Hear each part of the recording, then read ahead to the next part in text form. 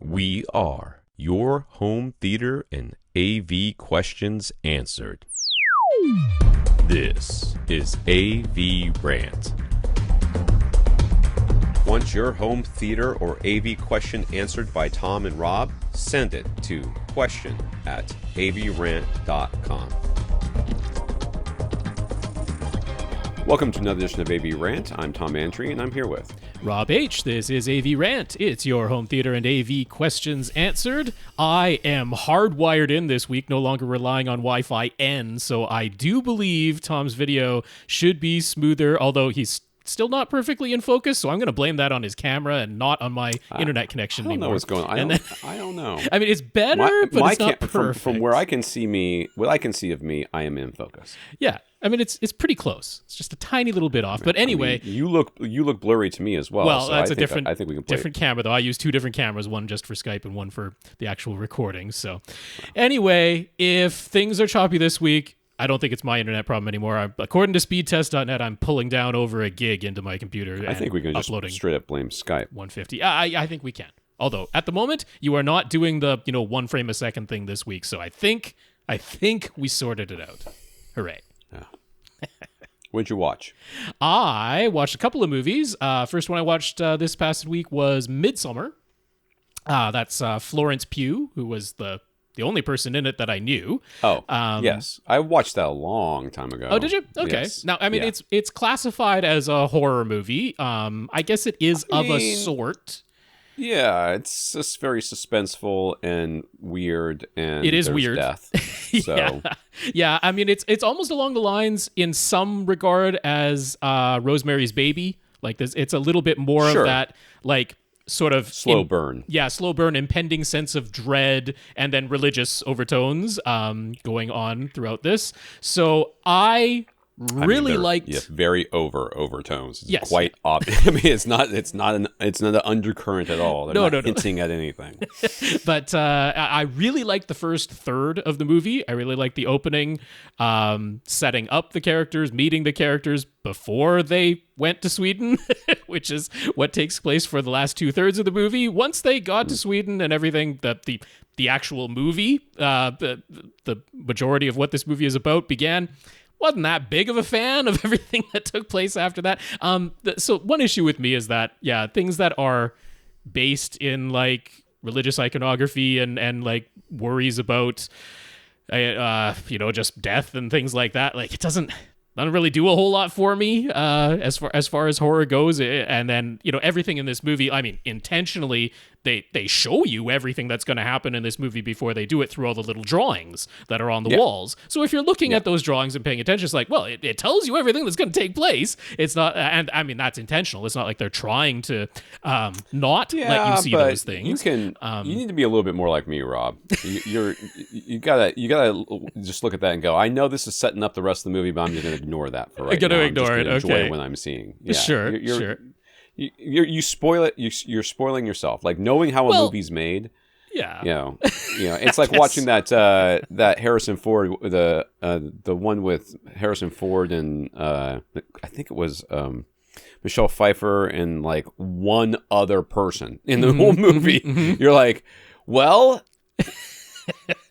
It's not Michelle Pfeiffer, who's the killer, because she's the one who's getting terrorized, and the other person barely shows up in the movie at all, and is clearly not the killer. So who's left? It's quite obvious who the killer is. It's the underwater one. I don't remember what it's called, where he tries to drown her in the tub or something. It's very stupid. But yes, you just have to kind of let some of these things go, Rob. You're killing it. You're ruining the experience for yourself. It's just my own experience. This is why you laugh inappropriately at movies, I guess Rob. So, yes. Yeah, we'll have a little note about that coming up. But anyway, Florence Pugh was excellent in this movie. It is well made. Yes. As on the technical side, the colors are really good. The sound mixing is really good. So it is a good movie technically to watch that way, but just emotionally didn't do it for me. But that's all right. So I don't know. I saw a lot of praise for I thought Midsommar. it was great. I thought it was very good movie. Okay, there you go. I thought it was quite good. Yes. And yes, you kind of know what's coming when it comes. And And like all horror movies, at some point somebody does something, you're like, that's just dumb. Well, you should I know think better. that's the problem. Yeah, the problem for me for a lot of things is as soon as I just go, okay, these people are really kind of dumb, then I don't pull for them anymore, which it takes me out of really worrying about what's going to happen, because I'm like, well, you're really stupid and you kind of deserve what's coming to you. So yeah, the TDTL, right? Too dumb to live. Yeah, yes. A little bit. I get a lot of that too, and so that's I used to get mad me. at people for dropping their keys all the time in horror movies, right? But I'm not even so mad at that. No, I at this point in my life, I've dropped my keys enough times where I'm like, okay, yeah, I get it. Yeah. Yes, especially when you're nervous and you're trying really hard, you're going to drop your keys. I'm more angry at it's a trope. Yeah. Yes, people have just died and strange noises are coming from behind the door, so I'm going to use these keys to open the door and have a look inside. Right. I'm more angry at that than the dropping of the keys. Yeah. But anyway, Midsommar, lots of praise for it. Didn't quite do it for me, but I loved the first third and loved Florence Pugh in it. Second movie I watched this week was The Banshees of Inisherin, which is Oscar nominated. In fact, multiple Oscar nominations. That's why I have no idea what this movie is. Colin Farrell. Guarantee I don't know about it. Colin Farrell, Brendan Gleeson, definitely the two main characters. I've seen like previews or something for that. Yes. Or like posters maybe. Yeah, so this is a very, very, intentionally very, very small movie. It's all taking place on this little fictional island, part of Ireland. It's taking place during the Irish Civil War of 1922. All of that is happening away from this tiny little island. So you just get the little mentions of it through the news, or hearing some gunfire that makes it across the little strait that this island is, off the coast of Ireland. So all of that is set in the background. And then, on the direct level, you've got the story of these two characters, people who have been best friends all their lives, but are basically having the equivalent of a breakup between these two, older gentlemen now. Very one-sided breakup, because one of them very much wants to remain friends and the other one very much does not. And they're using that as this little microcosm of essentially personifying the two sides of the Irish Civil War. That's what's going on in the somewhat subtext of it. I mean, they're not trying to hide anything from it. It's pretty obvious on its face. But yeah, that's what's going on there. I thought the performance of, and now I'm seeing his face, but his name has gone completely out of my mind. Barry Keoghan. There it is. That's the guy. So he was one of the guys in Marvel's Eternals. He was the one who could kind of control people's minds, kind of control what they did. And he just played the Joker in the Batman, the very tiny little... Oh, was that him? That was him behind a lot of makeup. He kind of stood out in this movie. He's been Oscar nominated as supporting actor, and I haven't seen all the other performances, but I think deserving what he did there. I will also say it's kind of funny that you're on this tiny little island part of Ireland, very, very separated, and it was all Irish actors. All the actors in it are actually Irish heritage, but they all have different accents because that happens across Ireland. So I guess everybody who came to this island, even the brother and sister, grew up in different parts of Ireland, because everybody's got a different accent. But I will say, you're just ruining it for yourself. No, I'm not. That's not a big critic. I just that was humorous to me. Barry Keoghan was the most Irish sounding out of all of them, as in you couldn't understand what the hell he was saying half the time. Very thick. I don't know if that really is just his natural Irish accent, or if he was putting on a little bit extra, but everybody else, it helps a lot to have subtitles in that movie, because they're speaking English, but it's not just about clarity. Like if you have trouble understanding thick Irish accents, it's that they use a lot of phrases that just are not normal to North American speakers. So even if you're like, I think I heard what they're saying, but what did they say? Very helpful to have the subtitles on in that movie. But anyway, I really liked this movie a lot. It is a sad comedy. It's funnier at the beginning than it is at the end, for sure. A lot of good laughs in it. It does a fantastic job of making you constantly feel damp. Because they are the season that this is taking place. Yeah, it's damp in Ireland, and holy cow, they make you feel that. And the little animals that are around are adorable, and the performances are stellar. So yeah, big thumbs up from me for the Banshees of Inisherin. What did Tom watch? Oh, I didn't watch anything this week. We had a very busy week. Okay. We had I don't remember what happened Friday. Something happened Friday, or somebody happened. I don't remember. All right. But Saturday we had friends that we invited us to go play shuffleboard, which is a thing here in Florida. There's a shuffleboard court that's very old, been around for a long time. Then Sunday we had a friend who was running their first marathon, so we went out to go cheer them on their marathon journey, which was I was tired and hungry by the end, but mostly because I was just standing around waiting for her to pass us by so we could go. Go. You yourself were not running the marathon. I was not, so I didn't watch anything. No, I don't run. No, I don't run. No, I cycle. Not run. I did finish Arcane. I finished it literally last night. So yes, they were definitely all in on the we're going to get a season 2, right? Because I would hope so. they were pretty sure they were going to get a season 2, because if not, then this is like the worst way to end anything ever. So if you're like, I hope it doesn't end with a cliffhanger. Okay, I got some bad news. Yes. The good news is that it's worth watching anyways. The bad news is you certainly want to know what happens next. Well, I mean, even if it were the end of the story in total, you can draw your own conclusions. Yeah. Yes, you can end it that way and draw your own conclusions. Yeah. I will say, one of the things that's very interesting about Arcane to me on the writing side, because I think the writing of it is stellar. I don't know how you could be much more efficient in the writing that they did to pack as much as they did into 9 episodes, 40 minutes long each. But they did do an interesting thing, which is they very nearly broke the rule of what makes a good cliffhanger from episode to episode, which is that generally the rule is show the event that takes place and then leave you wondering how the characters are going to deal with what just happened. Right. And they do the thing that you're not really supposed to do most of the time in good cliffhanger writing, which is they don't show you what happened just yet at the end of most episodes. They leave you wondering what just happened.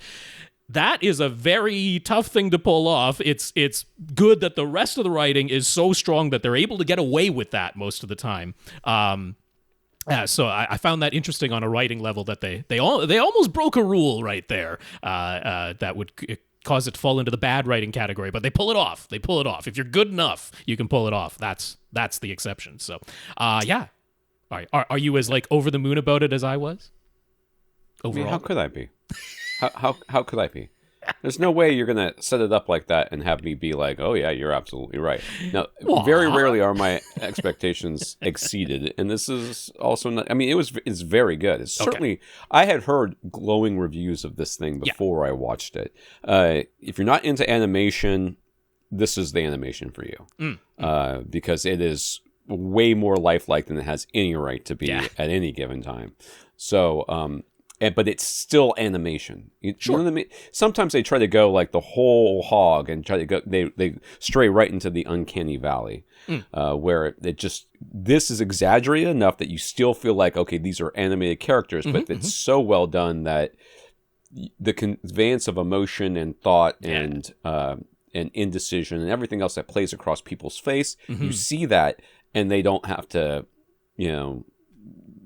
narrate over it and and do some of the stuff that Japanese animation does, which is use like weird expressions that are like way over the top, or little teardrops or something, or snot coming from nose, or whatever they do that's supposed to mean bubble stuff.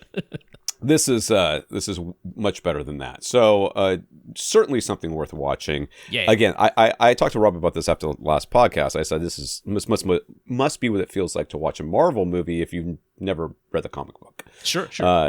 Because I felt like there was stuff I'm almost certainly I couldn't identify what it was. But I was like, certainly some of these like side characters and people who's like show up and then seem way more fleshed out than they have any right to be, and then they disappear and you never see them again. They must be like in the game or something. Somebody else going, oh, that's such and such, and he's got this power and that power, and I don't know anything about League of Legends. I didn't know that stuff going on either, so I don't think it's necessary to enjoy the show. Oh no, and it does. It certainly holds its own, and you don't need to. It focuses around a very small couple of small groups of characters, and you get to follow them, and you certainly certainly don't need to know anything about the game in order to enjoy it, because I enjoyed it and don't know a thing about the game. All right. All right. I have started a couple more series, and I don't know what all I'll be watching this week, but I will probably watch something. We shall see. Wait a second. No, we already talked about that. All right. Let's get this podcast started. This is AVRant, the podcast that answers your home theater and AV questions. Get your questions answered. All you have to do is ask us by emailing us at question@avrant.com. Go to our website to find our old episodes along with our show notes and our Flickr albums, so you can follow along with the pictures that we'll be talking about and showing on the YouTube version of this, which is just our recording session slapped up on YouTube with That's a what it is. A fanfare and almost no editing. Pretty much. Ta-da! You can go to facebook.com/AVRant podcast, youtube.com/AVRant. You can contact Rob directly, rob@avrant.com. His Twitter's @FirstReflect. I'm Tom at avrant.com. My Twitter's @avrant. Oh, forget the Twitter. Tom's really not there at all anymore, so pretty useless. I haven't been there. I've been barely there anyways, and I'm certainly not there anymore. I don't know what's going on over there. Everybody keeps saying it was going to die, and then it didn't die, and it's trudging along. It's doing. Trudging along. Yep.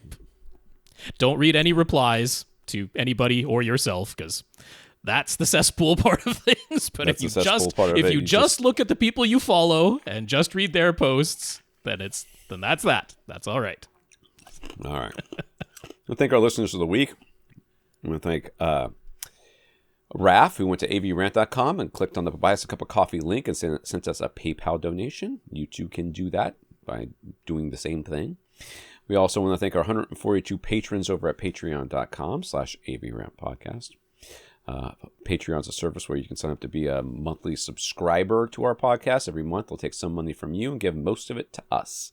So thank you to Raph for the direct donation and to our 142 patrons over at patreon.com. That is right, Raph. Thank you so much for the PayPal donation, and patreon.com/AVRantPodcast is where you can go to sign up to make an automatic monthly donation. Big thanks to our 142 patrons. It's ticking up there. Going to get to 150 one day. It's going to happen. One day. Almost there. Getting there.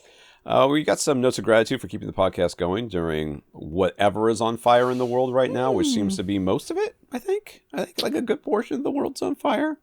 I know like America is like really trying to dominate the news in that area.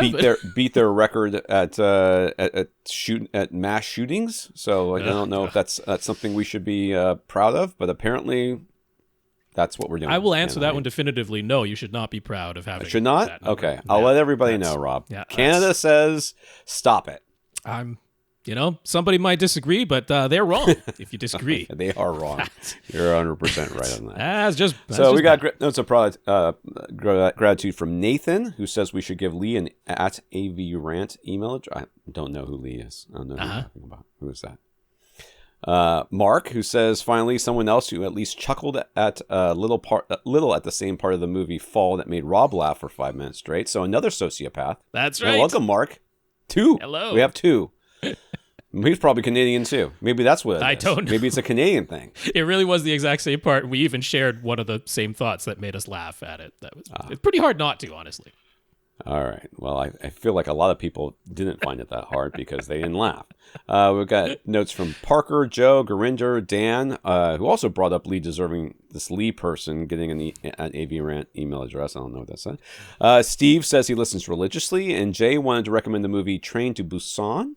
He says it has great soundtrack, Atmos on the 4K disc, but DTS X on the Blu-ray for some reason, and a zombie movie with emotional depth. Yes, I've seen the movie. Train to Busan is very good. In fact, there is one of the actors in there that's the first time I saw him, but he is huge in, I think, Korea. Yes. But that's the first time I had seen him, and he was in the Eternals as well, since we seem to be on the Eternals kick today. He was Gilgamesh, if I remember correctly. Yeah. And yes, very good movie. Very good movie. A little bit of the "you guys are too stupid to live" going on there. But that has to be for some, because it's every zombie movie, in anything even touching on horror.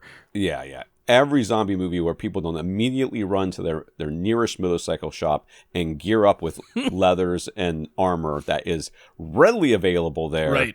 And they just walk out and just go, "All right, Come Go at ahead me, and bros. try and bite through this. If you can bite through this, then you deserve to get me, because that's the way this works.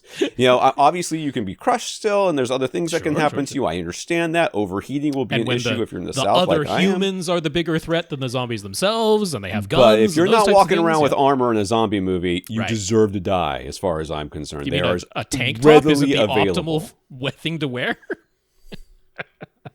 Anyways, Jay, you're right. Train to Busan is very good. Everybody should check it out. So thank you to all of you for thanking us. I shall say the names one more time. Nathan, Marc, Parker, Joe, Gurinder, Dan, Steve, and Jay. And I will just say I've been biting my tongue this whole time because Nathan and Dan, good news for you. We should let the cat out of the bag. Lee, in fact, has a Lee at AVRant.com. Yes, Lee at AVRant.com. He, for once, doesn't have his last name in there or any sort of pun. It's just 3 letters like the rest of us. But Lee at AVRant.com is live now. Those will reach him if he ever checks his email. But yeah, I neglected to mention, because that's been there for 4 weeks now. We just completely forgot to mention it on the podcast.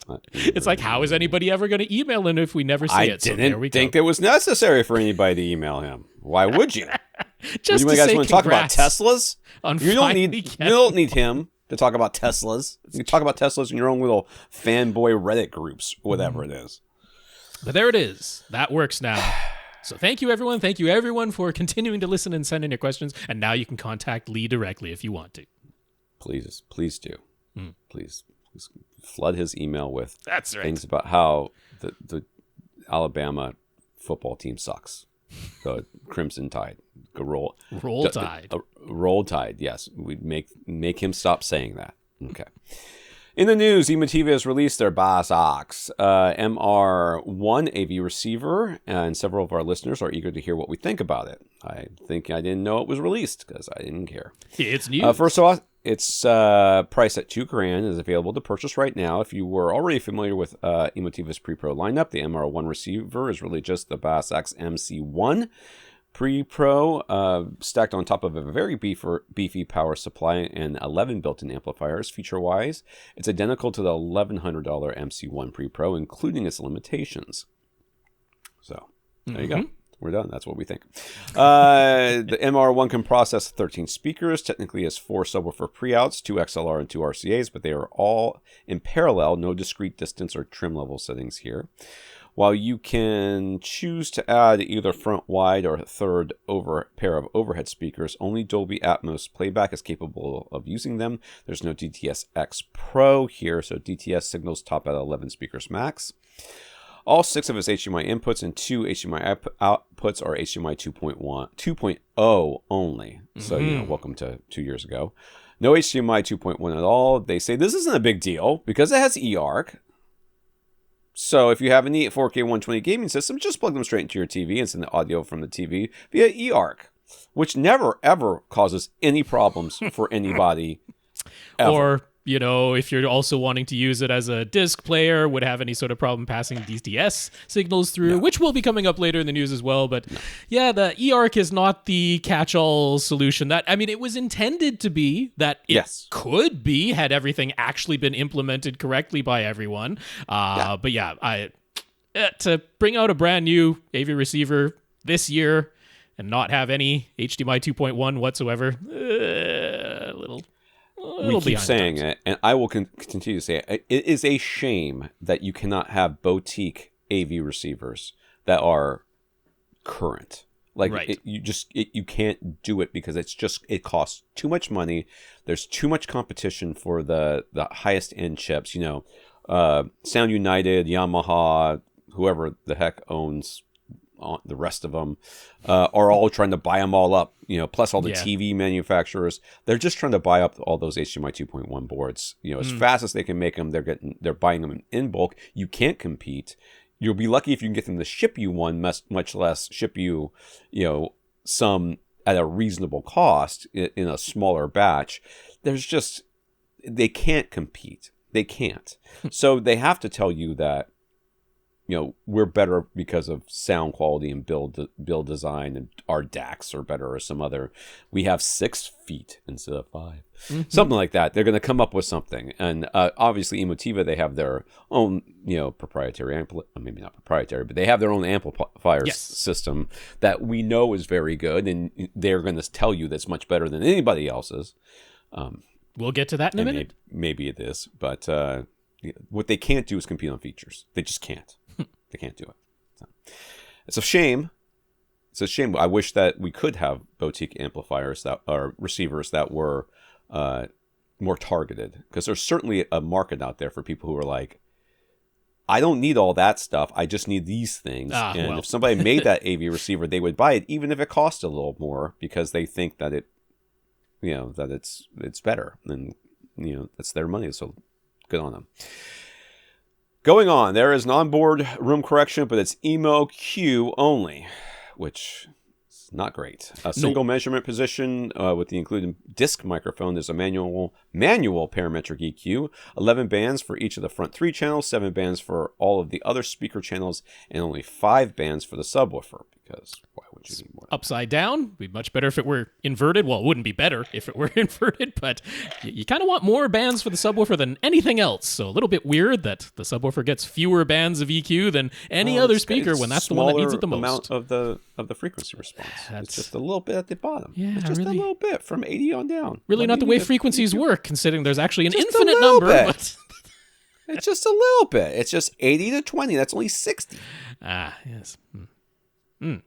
On the plus side, the huge toroidal transformer connected to a switch mode power supply and Class AB amplifier modules, what they call a Class H amplifier design, can deliver a full 100 watts into all 11 channels of built-in amplification simultaneously. That easily makes it one of the most powerful AV receivers available, and if it used the same 2 channels driven spec as almost every other AV receiver out there, it would be rated at 160 watts into 2 ohms. 260 watts into 4 ohms. 160 into 8 ohms, 2 channels driven. 8 ohms. Sorry, what did I say? 2? I said 2, didn't I? Just because it was the whatever. 2 channels I either driven have part. too much coffee or not enough. I'm going to go with not enough because I want more coffee. All right. While you can opt to use its pre-outs to expand to 13 channels or use external amplification instead of the built-in amps, I don't know why you would do that with this thing. For any given speaker channel, it doesn't have 7.1 analog inputs or any additional zones. So if you just wanted to use it as an amplifier, there's no easy way to do that. And I mention that because, honestly, an 11 channel, 100 watts times 11, all channels driven simultaneously for $2,000 just as an amplifier would be a pretty good deal. That'd be a pretty good deal to get 11 channels of 100 watts all simultaneously, or 160 watts, times 2 all day long. Like, that's not a bad price just as a pure amplifier. So you can't use it as such. I mean, unless you have some way of sending it in as just 11 channel PCM via HDMI, but that would mean your source device has to do all the decoding and be able to, like, HDMI is perfectly capable of handling that many channels of just raw decoded PCM, uncompressed, but there aren't many devices that will actually output in that type of a format all the way up to 11 channels. There are several that will do it as 7.1, decode into that, but not necessarily decode into full 11 or 13, which again, HDMI bandwidth-wise can handle, but I just don't know what source device would do that for you. So there's no way to put in analog audio signals into this other than just 2-channel analog in, and you can't even do 4 by, commandeering zone 2 and doing that type of thing like you can on other receivers. So I think that's a little bit of a shame that you can't just use this as an amplifier, not easily anyway. But anyway, like, altogether, as far as the people who are asking, what are our thoughts on this? Like, it's not a bad value, because, like I say, $2,000 for the amplification alone, pretty darn decent. Right. If we aren't really concerning ourselves with going beyond 11 channels, if we're thinking more like 7.2.4, then it really does handle that quite nicely. It's got its limitations going beyond 11 because it doesn't have DTS X Pro, so it means really only Dolby Atmos, and I'm not sure whether their version of Dolby Surround Up Mixer utilizes the front wides at all. I would kind of doubt it, because that was a pretty rare feature. It's possible it to be done, but a lot of things aren't supporting that with the Dolby Surround Up Mixer, so my guess is that if you are using 13 speakers with this thing, it really will just be Dolby Atmos, and that will depend on there being some objects that make their way through the front wide or the top middle positions. So there's a whole bunch of caveats for when you would ever actually utilize 13 speakers with this thing. But 11, definitely, you might be doing all day long.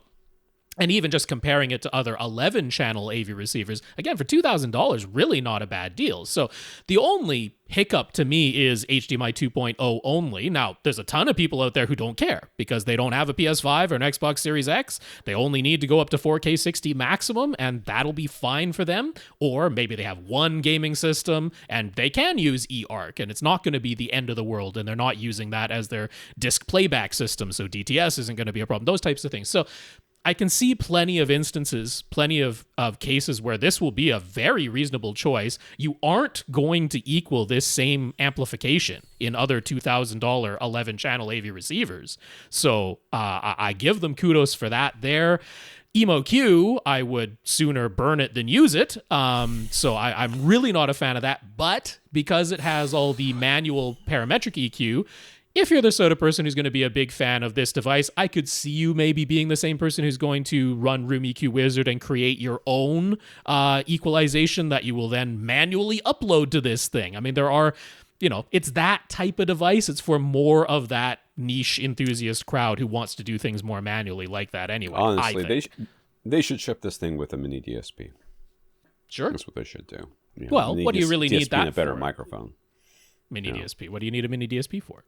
It's got EQ built into it, so. Yeah, 5 whole channels. Yeah, very helpful. Yeah, for the subwoofer, yeah. It's from our listener, Alan. If you're looking for an over-the-air TV tuner that you can just plug straight into your TV and an antenna, particularly one that can do both ATSC 1.0 and 3.0, this comes from NextGen TV, from Alan, from whatever. You might want to check out ZapperBox. Their M1 OTA tuner is available as a single tuner for $250 or a dual tuner for $275 and supports 4K HDR and Dolby Atmos via the AC4 codec. They promise no subscription fees and an included grid guide. They also say DVR support is coming soon, which is our favorite 2 words to ignore and say it means nothing. Please pay attention that this is not a DVR solution yet. Yeah. Maybe it will be in the future, but don't count on it. Do not count on anything that doesn't come out of the box. There are micro SD and USB ports on the side of the device for adding your own storage, and the included IR remote already has buttons on it for recording and DVR, even though they don't do anything right at this second. So another possible option.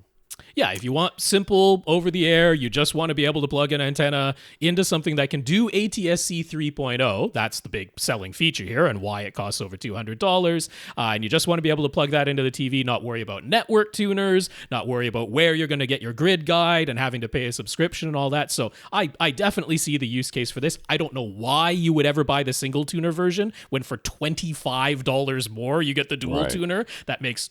Why even offer the single tuner? Doesn't make a lick of sense to me. But anyway, that's great. ZapperBox will keep it in mind. If somebody's like, hey, I bought a new TV. For some reason, it doesn't have an ATSC 3.0 tuner in it, because a lot of them don't. Like LG's OLEDs, only the G series has ATSC 3.0 tuners built in. And then that's a single tuner that can't record anything. So if you want to be able to add that to your system, ZapperBox, $275, not a bad deal. All right. Netflix updated their FAQ on sharing accounts to better explain how their crackdown on password sharing is going to work. Basically, they will use your IP address, device ID, and your account activity to establish a primary location. Mm-hmm. Whatever devices you're using will need to connect to the Wi-Fi at your primary location at least once every 31 days, or they'll get blocked. Yep. Whatever devices you're using. Whatever. Well, imagine you've got multiple devices in multiple rooms of your house, plus your mobile devices. I certainly don't use, I've logged into Netflix on, every device that I own. I certainly don't use every single one of them to watch Netflix every month, because I tend to use 1 or 2 of them, but I still have other devices that I've logged into Netflix. And it's those are going to get blocked, because I'm not going to just make a point of logging into Netflix every single month on every device I own. So I guess they're going to get blocked on me. Well, you should be able to unlock them though, right? You would imagine. Still a hassle. So If you're traveling, you can request a code that will give you access to Netflix for 7 consecutive days. If you tried to sign in from outside your primary location and don't have a temporary code, you'll be blocked and told to sign up for a new Netflix account. So do you regularly split your time between two or more locations? Good luck. There doesn't seem to be any provision for this other than the temporary 7-day codes. No indication at all of how often you can request the 7-day codes, or only using your mobile devices that you can connect back at your primary location, Wi-Fi for every 31 days, whatever. Yeah. So you can't watch Netflix on the go anymore. Well, I mean, you can. You can't watch. You can't watch it from your phone. No, you can't, because you can watch it on your house and you're off your Wi-Fi, then you can't watch Netflix. So having a Netflix app on your phone is pointless. No. That's not what it's saying. That's what it's saying. No, that's fine. You've logged into your Wi-Fi at, like, your phone has connected to your Wi-Fi at home within the past 31 days. Now you can go ahead and use it, even if you've gone mobile. If you take a device to a hotel, you can request the 7-day code. I don't know if you can do it when you're there, or if you have to do that ahead of time, or if you're staying for 2 weeks instead of 1 week vacation, whether you can get 2 7-day codes consecutively back to back. They haven't talked about those details. But I mean, plenty of people, they live at a weekend house, or they have a summer home, or they own a ski lodge, or like something, or I live in Florida. There's a lot of people who live in Canada during the summer, you go. and live down here during the winter. So, or maybe you use your Netflix account while you're at work, because some people have Netflix on when they're at work. It's still them, and they're not necessarily doing it only on their phone. So, I mean, I don't see this going over well. No, I don't know what this 7-day code nonsense is going to result in. I say good luck to Netflix, because, I mean, they had their trite little response to like slightly getting ahead of the, if you want to complain about this, they're like, you're always free to change your account or cancel. I'm like, yeah, maybe a bunch of us should choose that second part. And it's like, right, this is dumb. And that's a shame too. I'm sure the problems with the things I hate about the internet are also some things that make it the most powerful, and that is people are going to start talking about this, and the more they talk about it, the more things can potentially happen. Way too, like the Snyderverse crap. Way too many things are happening, but it's really just a couple of very loud people saying that they're going to do something that they're not actually going to do. Oh yeah. We're going to boycott everything from Warner Brothers, or all these different products from this company because they supported this politician or whatever. They don't actually do any of that. That's never been effective or all that effective, unless it's truly something that many people care about, and then it will happen. And Netflix has a large enough number of people who this will affect. It might actually make them and like this strategy. Netflix, this is all they do now, because they're shutting down their disc by mail business, and that certainly wasn't the growing part of their business anyway. This is what they do, and they've got lots of competition. So that's fine. I mean, they're putting this out there before they've enacted it. That's clearly a strategic move. Right. They're going to gauge response. They're going to that's so. It won't actually be this I could cancel Netflix tomorrow, and no one would care in this house. There's some stuff that the boys watch, and we're watching New Amsterdam, which still only has 2 seasons on Netflix anyway. So it's got to be someplace else. I don't know where it is, but it's got to be. I think it was airing on NBC, so maybe it's on Peacock or something like that. So we could certainly get rid of Netflix tomorrow, and maybe we will. If this ends up happening and ends up being a pain, I'll just cancel Netflix. I'm okay with that. And because there's almost no benefit to keeping it. It's not like they grandfather you into a price lower prices, lower prices anymore. They used to do stuff like that. They don't do it anymore. So why would I stay? I could quit and come back, in a month, and that's what every one of our friends does. Like, we want to watch this new House of the Dragons. So they sign up for HBO. Doing only a month at a time when I actually want to watch something on service. It's just too much to keep them all. Yeah. All right. Samsung's own U.S. website leaked the expected price for the new 77-inch S95C QD-OLED TV model. I hate that.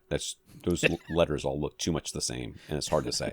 S95C QD-OLED TV model is priced at $4,500. Its MSRP is $300 higher than LG's 77-inch G2 when it launched last year. We're not sure what the launch price will be for this year's 77-inch G3 model yet. Of course, Samsung also announced it will have a less expensive S90C series this year, which will also feature a 77-inch model. No word on the exact price of that yet, and we're still waiting for Sony to announce its 2023 TVs, but we'd expect their 77-inch QD-OLED to cost more than Samsung, since that was the case with the first generation QD-OLEDs last year. So, whatever. Yep, TV. So just an indication what that 77-inch QD OLED, it's going to be a pricey one. It's not going to come in cheaper than LG's OLEDs, certainly not cheaper than their most popular C3 series, but the G3 series is what sort of it's going head-to-head against. Those are the ones that are doing well over 1,000 nits now. LG's OLEDs via micro-lens array technology, and Samsung's QD OLEDs through a new blue quantum dot OLED substrate that they developed. So yeah, those are the ones that are going head-to-head, but the 77-incher is coming in first generation of that, and it's going to be pricey. Yeah. Let's see here. The last LG TVs to support DTS audio came out back in 2019. Ever since then, they've only supported Dolby audio codecs and couldn't even pass through DTS signals. For 2023, LG has clarified that all of their OLED TVs and their QNED 85 and up LCD models will kind of support DTS again. Mm-hmm. Kind of. They've said that DTS, DTS-X, and IMAX enhanced codecs will be supported for the purposes of sending them to an external audio device. LG is not promising that the TV speakers will play back the audio. Yep. That's phenomenal. Right. Phenomenal. Well, it's still better than it was, so okay. That's quite dumb. I'm going to be honest with you.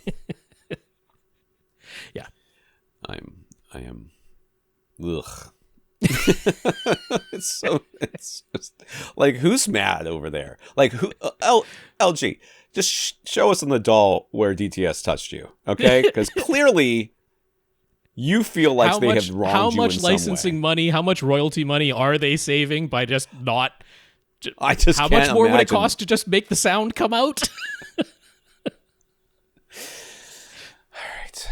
Comments from our listeners. We don't often mention the YouTube comments, but holy smokes, someone with the handle I Love Cookies X gave us a fantastic tip. For anyone in Australia looking for bass traps and absorption panels, verbox.com.au sells their V panels for $99 to 185 Australian dollars each.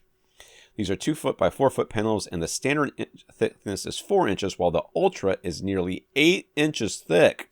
Yeah. That's what she said.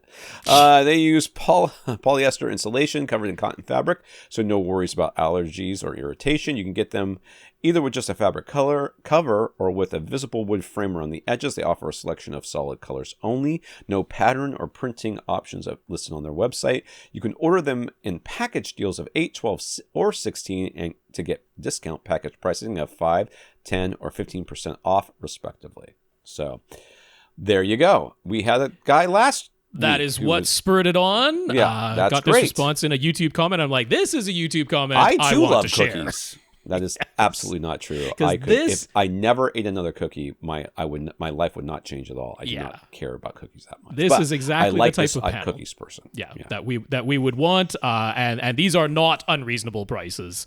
When the basic panel is already 4 inches thick, which is what I would typically want. 8-inch thick panels are very close to it. I'm like, man, you're dedicating some square footage to having that thing protruding from the wall. But when the basic is 4 inches, that's great. And you can get the basic black that they keep in stock at their warehouse, $99 for a 2 foot by 4 foot by 4 inch thick panel. I'm like, that's pretty good no matter where you go. I'm not mad at that price at all. As far as what you can just click and order on their website, it is solid colors only. I don't know if you contacted them, if they're capable of doing anything else fabric-wise, but yeah, if just want to get some good panels at a not insane price in Australia, Verbox definitely sounds like the place to go. Thank you very much.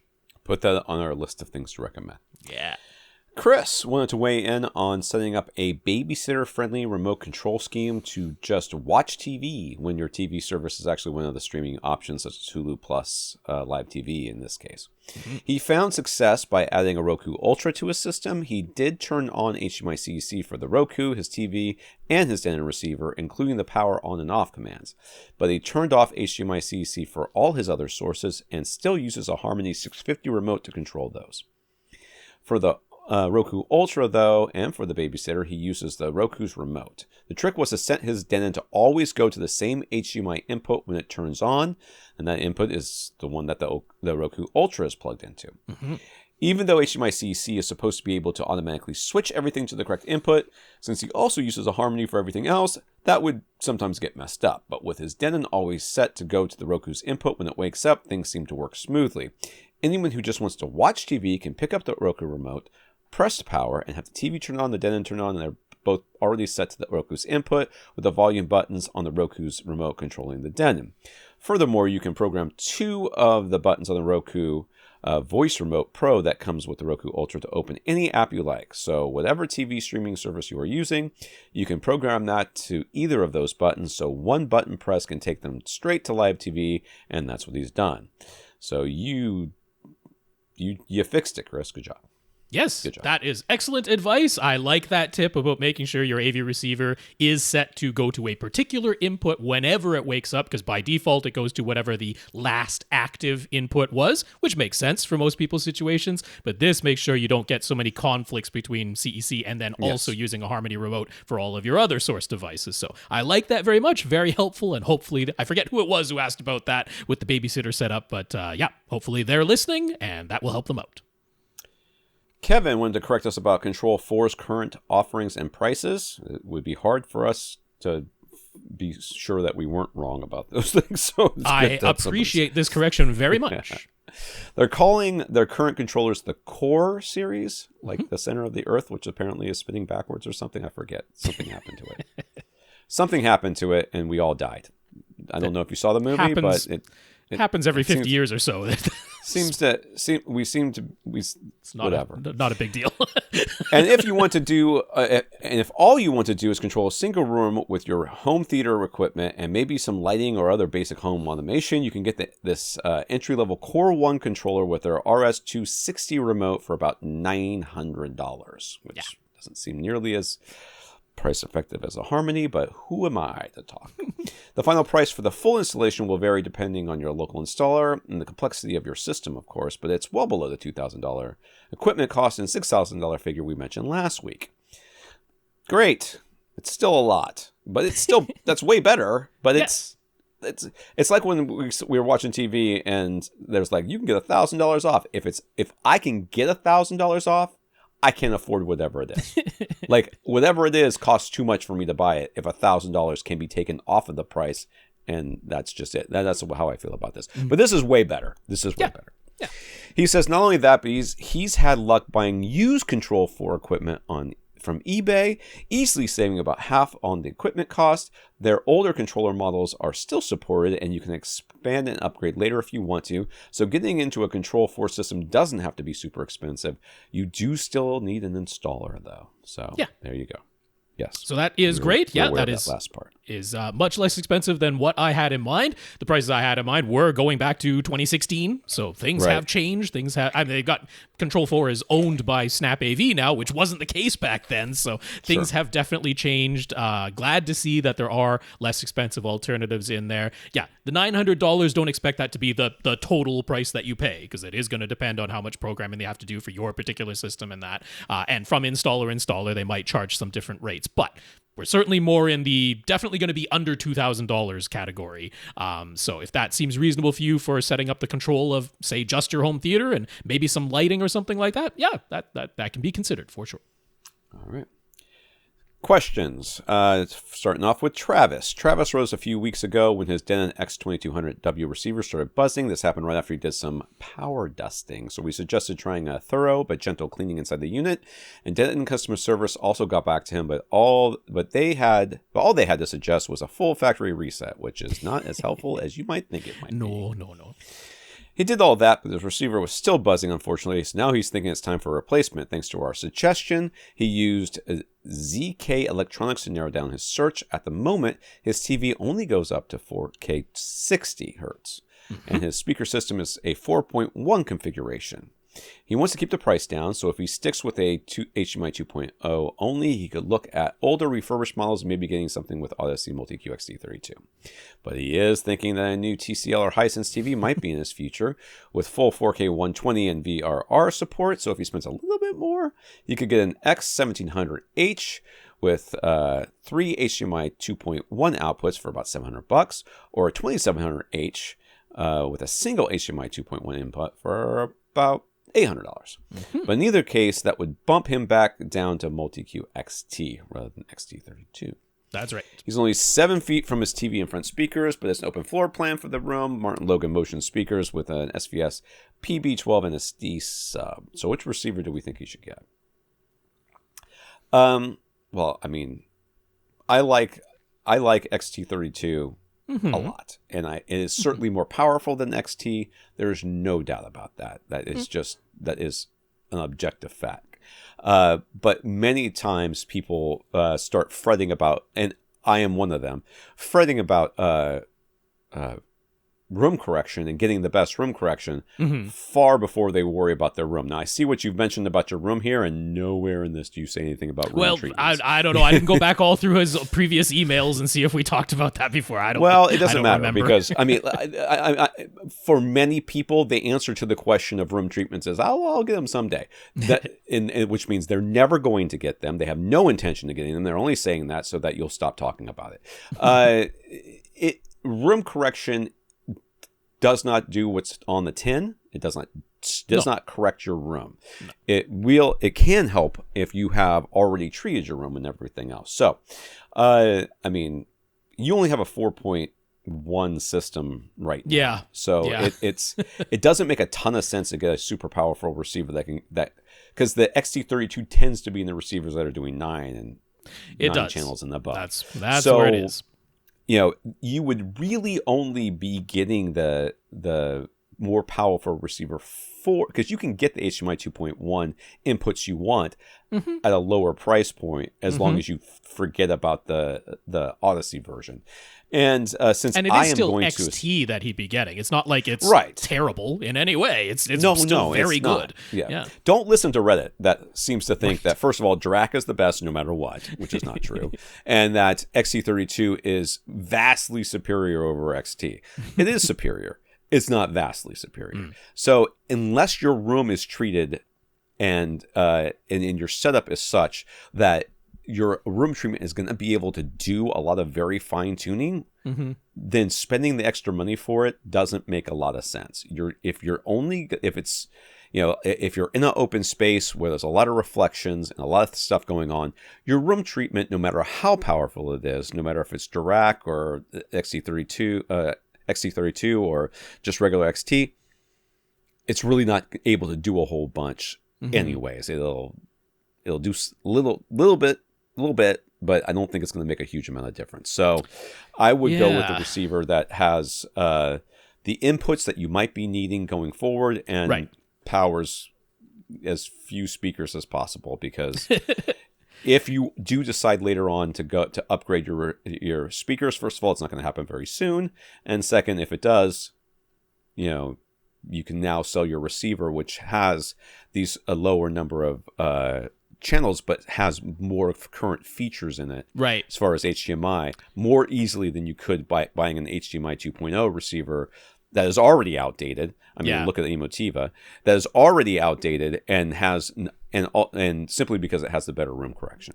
Yeah, my thinking is similar, which leans me towards the X1700H, because you'd have the 3 HDMI 2.1 inputs. Like, one thing to consider with those TCL and Hisense TVs, they only have 2 HDMI 2.1 inputs, and one of them is the eARC port. So if you got the X2700H, you could still connect both the PS5 and Xbox Series X. One of them you'd plug into the single HDMI 2.1 input of the AV receiver. The other you'd plug into the other remaining available HDMI 2.1 port on the TV, and then you'd still be relying on eARC from that to make its way back to the AV receiver. So it's a slightly convoluted setup, although you could do it. If you have 3 HDMI 2.1 sources, though, then you don't have a way to connect them all outside of getting an external HDMI 2.1 switch. So the X1700H does everything you need and gives you 3 HDMI 2.1 ports so that you're going to be all set for the future.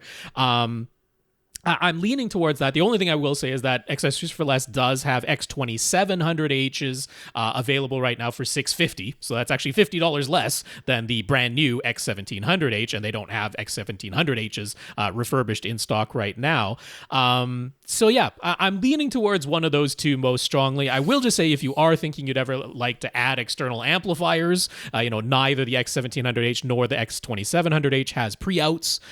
So the least expensive one that's out there right now that would have pre-outs would be Marantz SR5015 that Accessories for Less is selling for $900. That also has a single HDMI 2.1 input. But now we're getting pretty close to the $1,000 mark. I will say, as far as Accessories for Less and refurbished right now, the only one they have in stock that has XT32 is $1,000 for either the X4500H, which is going back a couple of model years, or a Marantz SR6014, which doesn't have any HDMI 2.1 at all. Neither of those has any HDMI 2.1 at all, and you're paying $1,000 now just to get XT32, and I don't think I would do that. So I'm honestly leaning for you most strongly towards the X1700H. I think that's the most reasonable way to go here. Okay. Karl cannot stop agonizing over his projection screen choice for their Vanta Black Theater in their detached garage. Yeah. I knew you were going to love this. Karl, don't make me ban you. Get there. We love you here. We love you here. I'm doing it for the trolls. I'm putting this question in for the trolls. Okay. Rob's throwing you under the bus for some reason. I don't know why he's doing that. Okay, so you can send any hate mail, because Rob knows what I'm going to say. So he puts this in here just to get my reaction. You're all like, Why is Tom so grumpy? Rob writes the show notes. That's why Tom's so grumpy.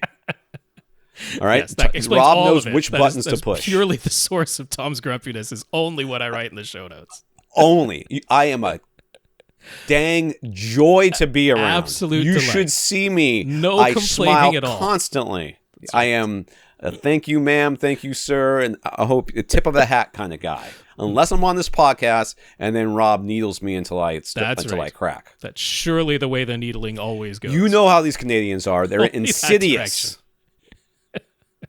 Insidious. They're nice to the point of being infuriating, and then we get called crazy.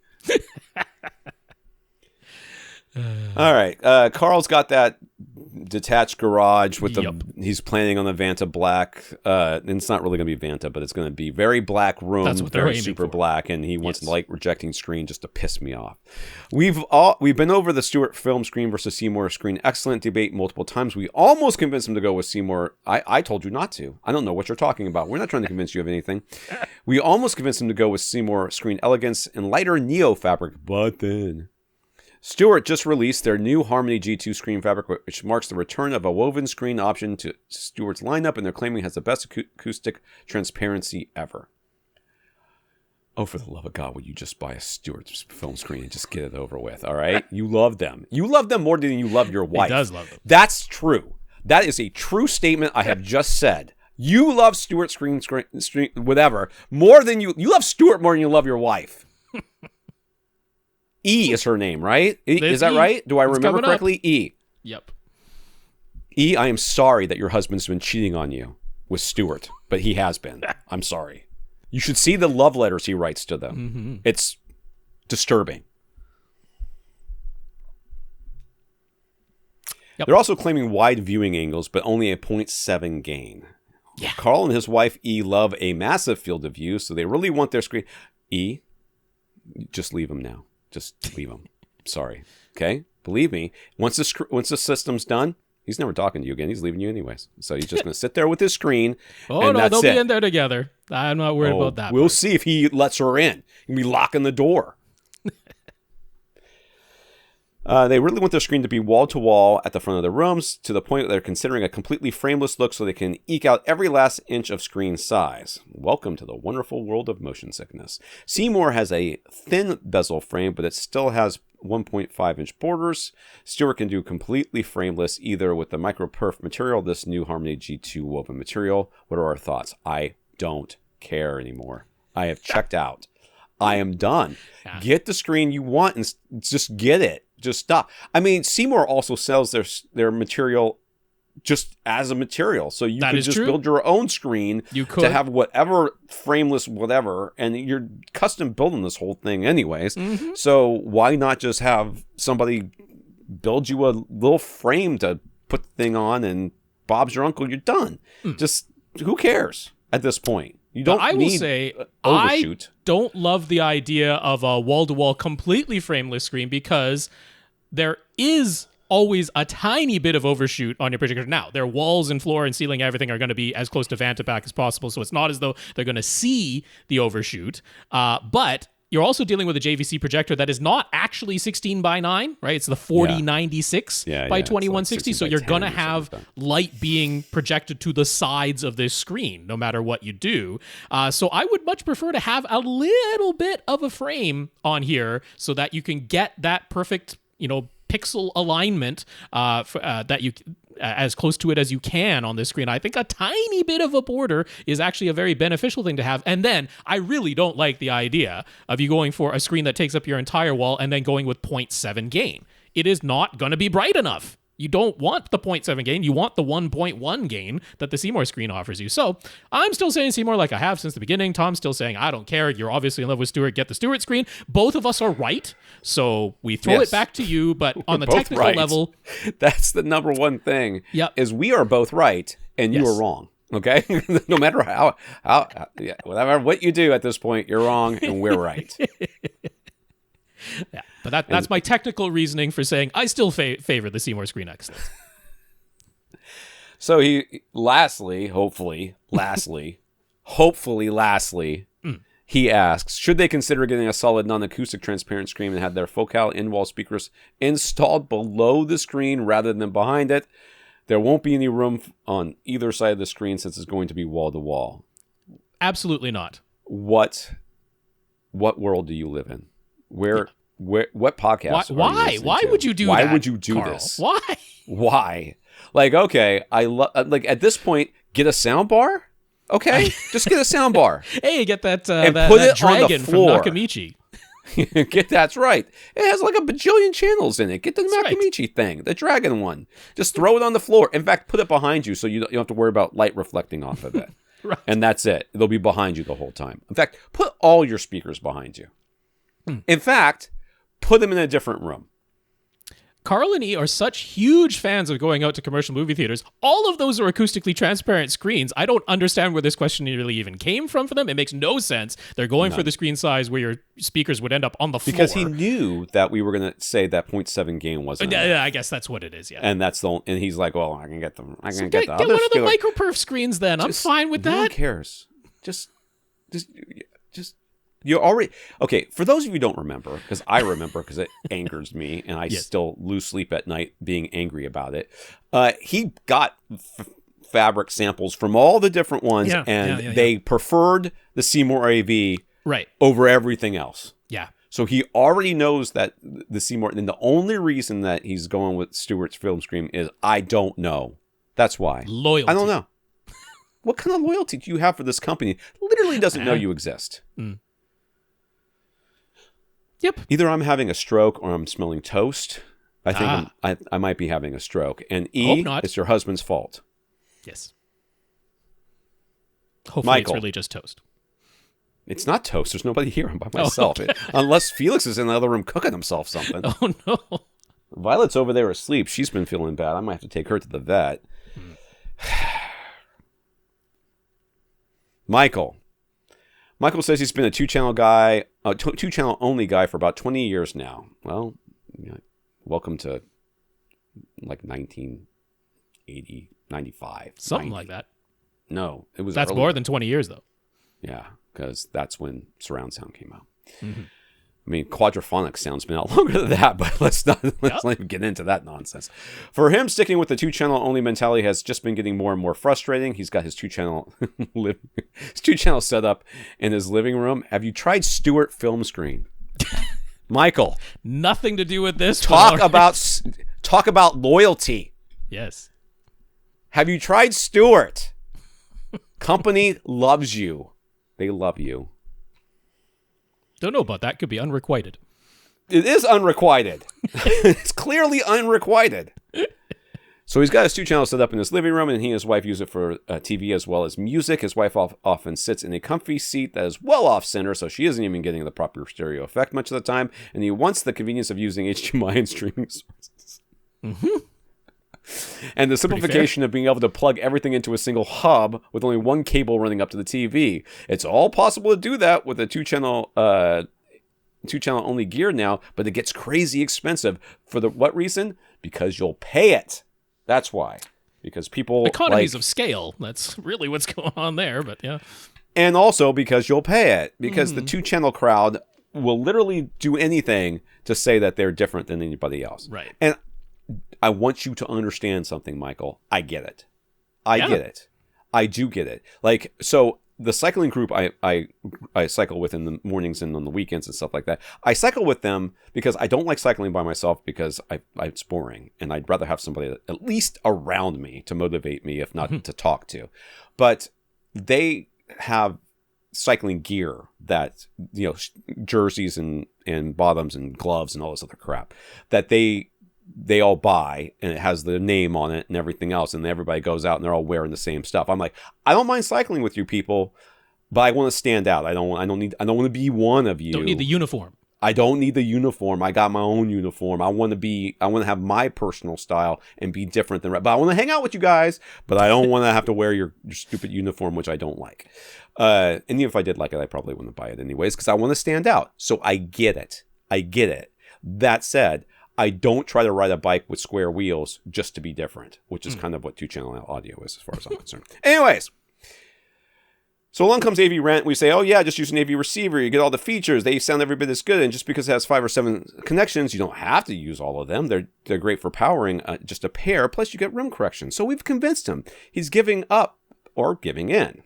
And the AV receiver really does seem like it makes the most sense. His TV is wall mounted, and they have a stand below the TV that holds all of their audio gear. No intention to replace that, but it places some restriction on the physical size of the AV receiver. The Marant's slimline models would fit nicely, but he actually really likes the looks of the new Marant's Cinema 70S. He thinks it's very good looking, and feature-wise, it appears to have everything he wants. It's ready for HDMI 2.1 sources, which I don't think you'll ever need. Nevertheless, it's got it. I mean, it's like, okay. I mean, like, does this sound like a person who's got a PS5 that he's trying to game with? Why not? Maybe they are. I don't be. know.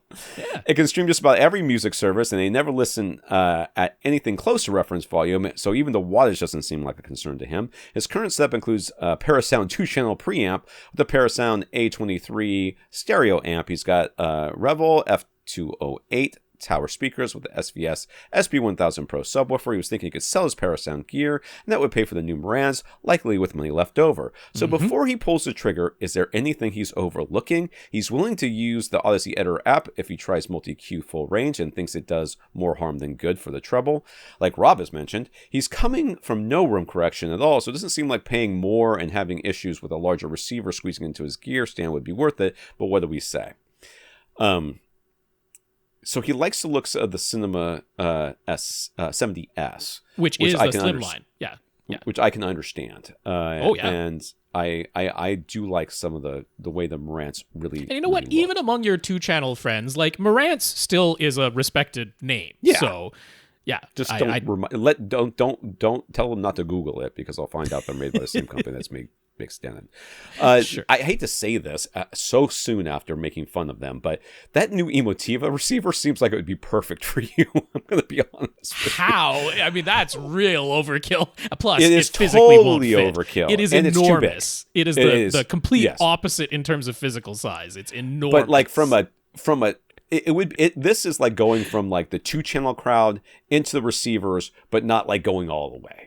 Not like going to a Marantz or to like a Denon or a Yamaha. You're going to get close. And you really don't care about room correction all that much, and you don't really care about having zone 2s and zone 3s.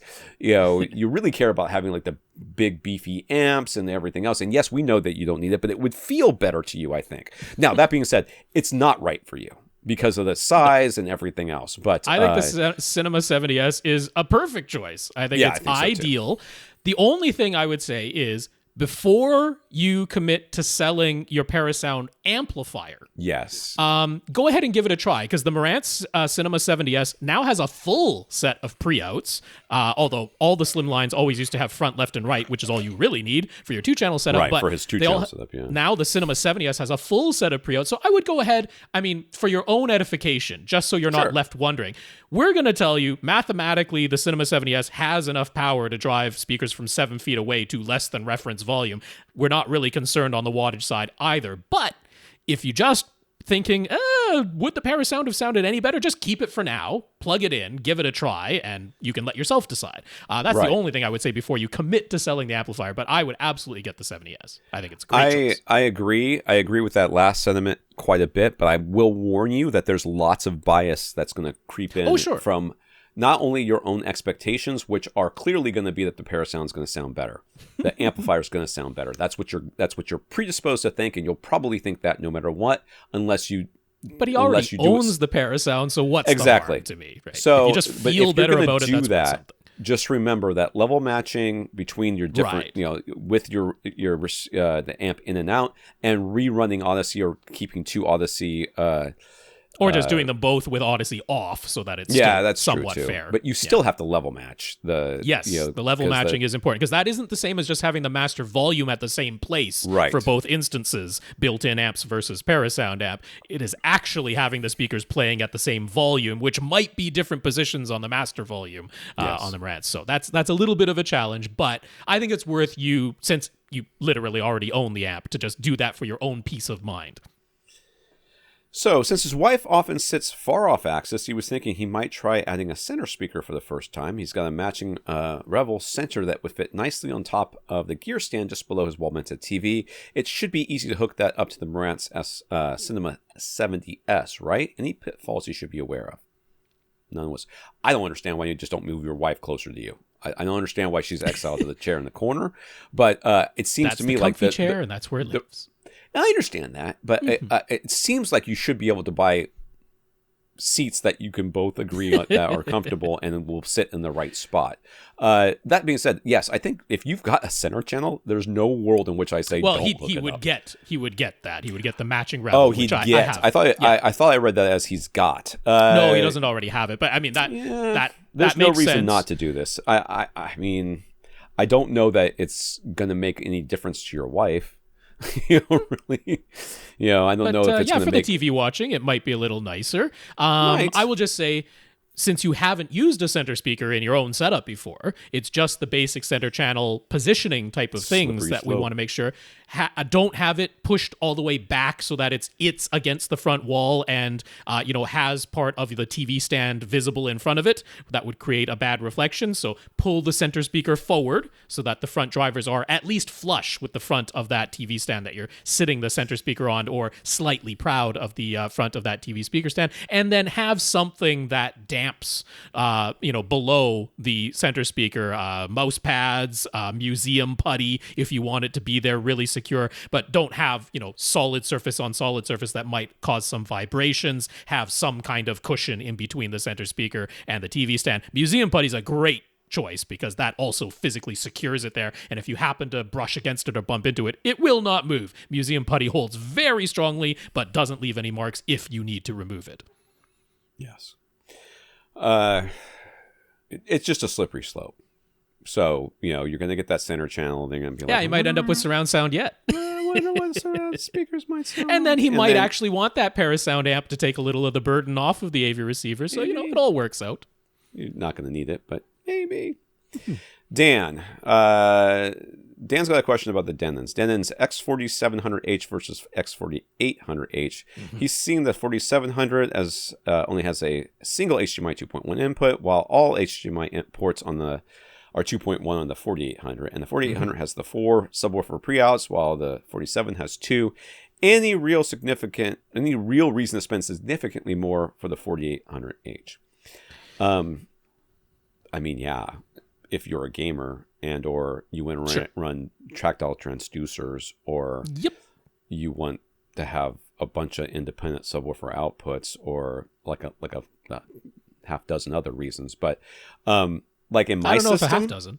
Well, In my system, no. There's no reason for me to do this. Right. But there are plenty of systems where this makes a huge amount of sense. Sure. So, right now, unfortunately, HDMI 2.1 is like everybody cares about it, and then they get it and they go, am I using it? And you're like, no, you're not using it. So, I mean, two out of the 7 or whatever, possibly. But yeah, I mean, it really is the HDMI 2.1 is the biggest, most obvious difference. The 4 subwoofer outputs, if you're going beyond 2 or you want that dedicated tactile transducer one. The other one is if you want the supposed ability in the future to use Dirac instead of Odyssey, the 4800H will supposedly will be supporting Dirac in the future. The 4700H will not. So those are the main obvious differences. I will just say, though, I actually think the bigger question is X4800H or 3800H, because the features between the 3800H and the 4800H, there's nothing there. There's no feature differences. It's just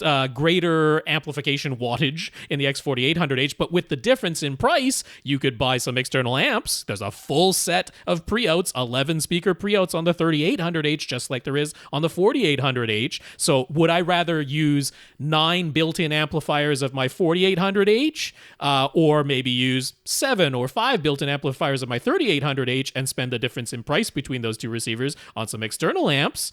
I'm like, I think I would lean towards the 3800H. So that to me is kind of the real one I would choose out of all of these, because the price between a 4700H and a 3800H is negligible. So I think the 3800H is actually the way to go, the one you didn't even ask about. There you go. Yeah. I mean, I almost guarantee you he's currently got a 4000 series something from Denon. He just can't fathom going down to a 3000 series. I remember having a 3805, which was my first Denon. Well, I'm like 3800H 3508 plus some external amplification. I'm like, there you go. Yeah. LG OLEDs versus Sony OLEDs. We seem to lean LG. Why? He saw them side by side at Best Buy and maybe lean Sony in that instance. I mean, there's your problem right there. You looked at it at Best Buy, but let's go past that. Seemed like it had a bit more detail in the white highlights, but they were really, really close. So why pick one over the other?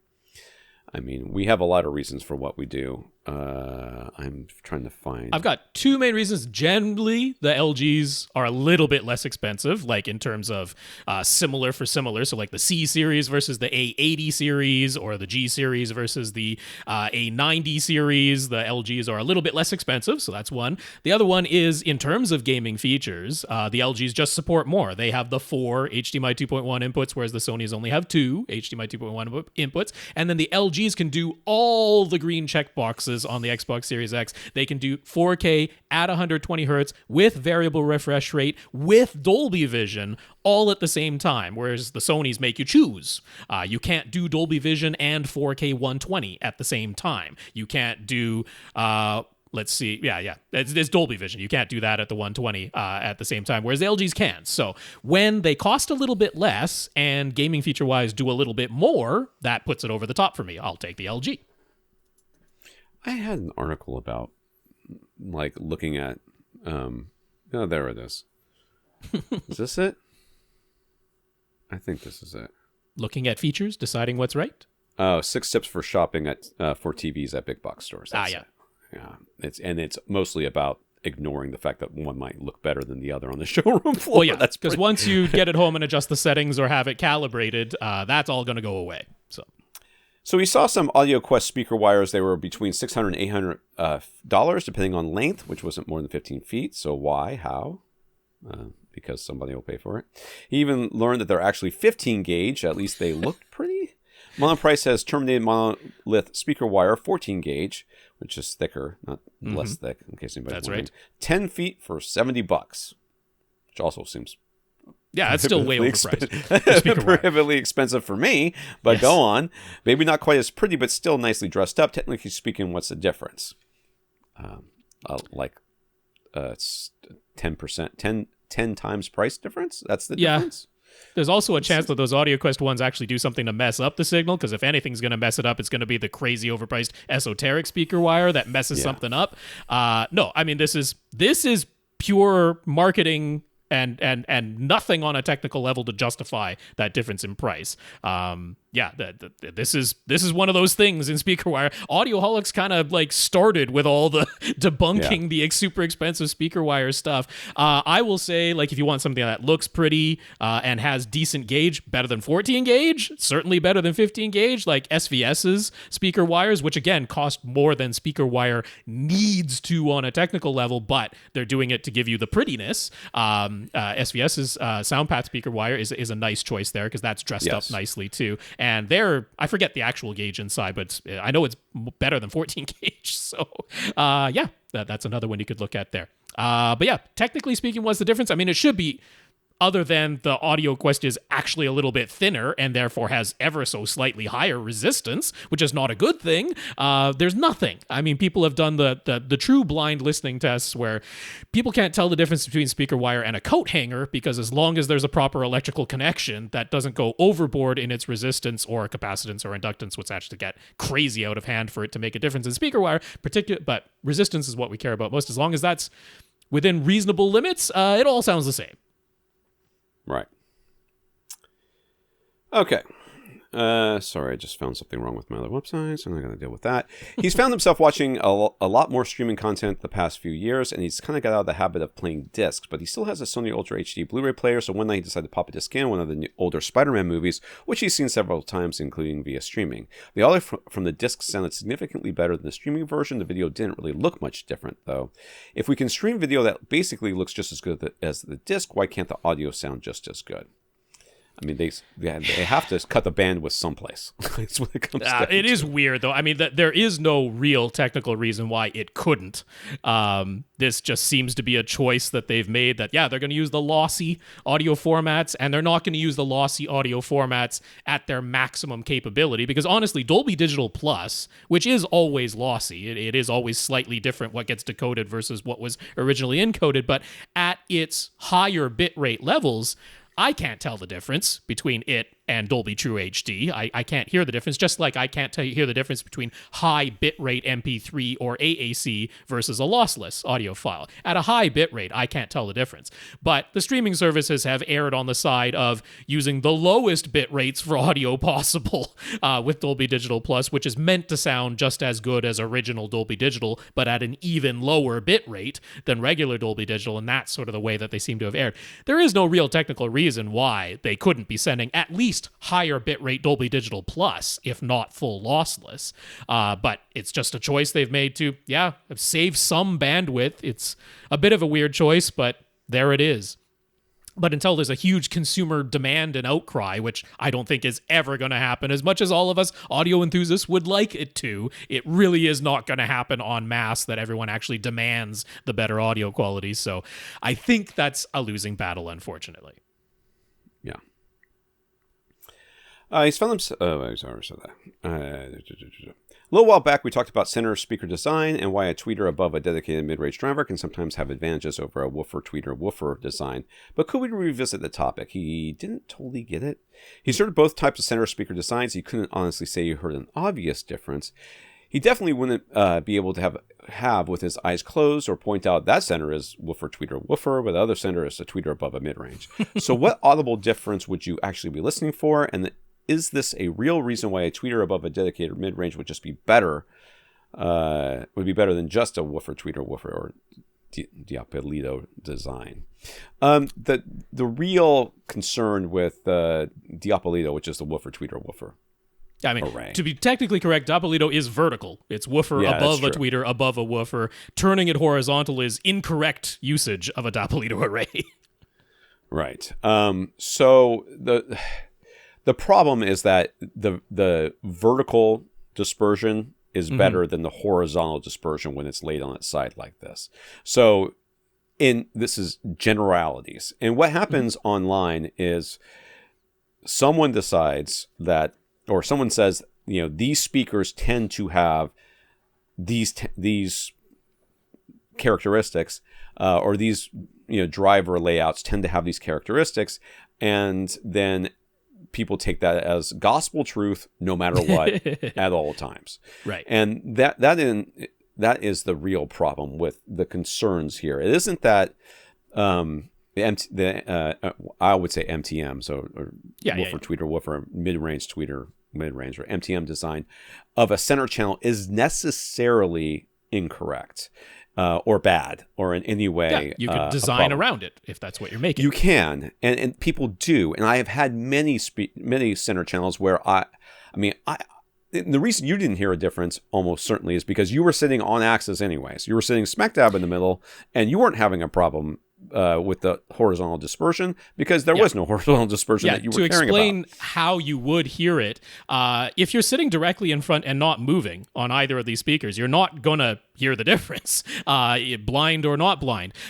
Where this comes into play is if you are moving side to side while something is playing. And this is how I, was able to hear it when I was testing out on-wall speakers, and a lot of them were like a woofer, tweeter, woofer, or like a, 2 woofers above a tweeter and then 2 woofers below type of thing. And literally all the manufacturers did was turn it horizontally and, rotate the logo to make the center speaker version. They made no other changes to the crossover or anything else. And what I would do is play pink noise through that center speaker, but I would move myself side to side, and then I could hear the shift in tone as I moved horizontally. The other thing you can do, even if you're not moving, is just have yourself off axis, have yourself well over to the side, and listen to the pink noise off axis versus on axis.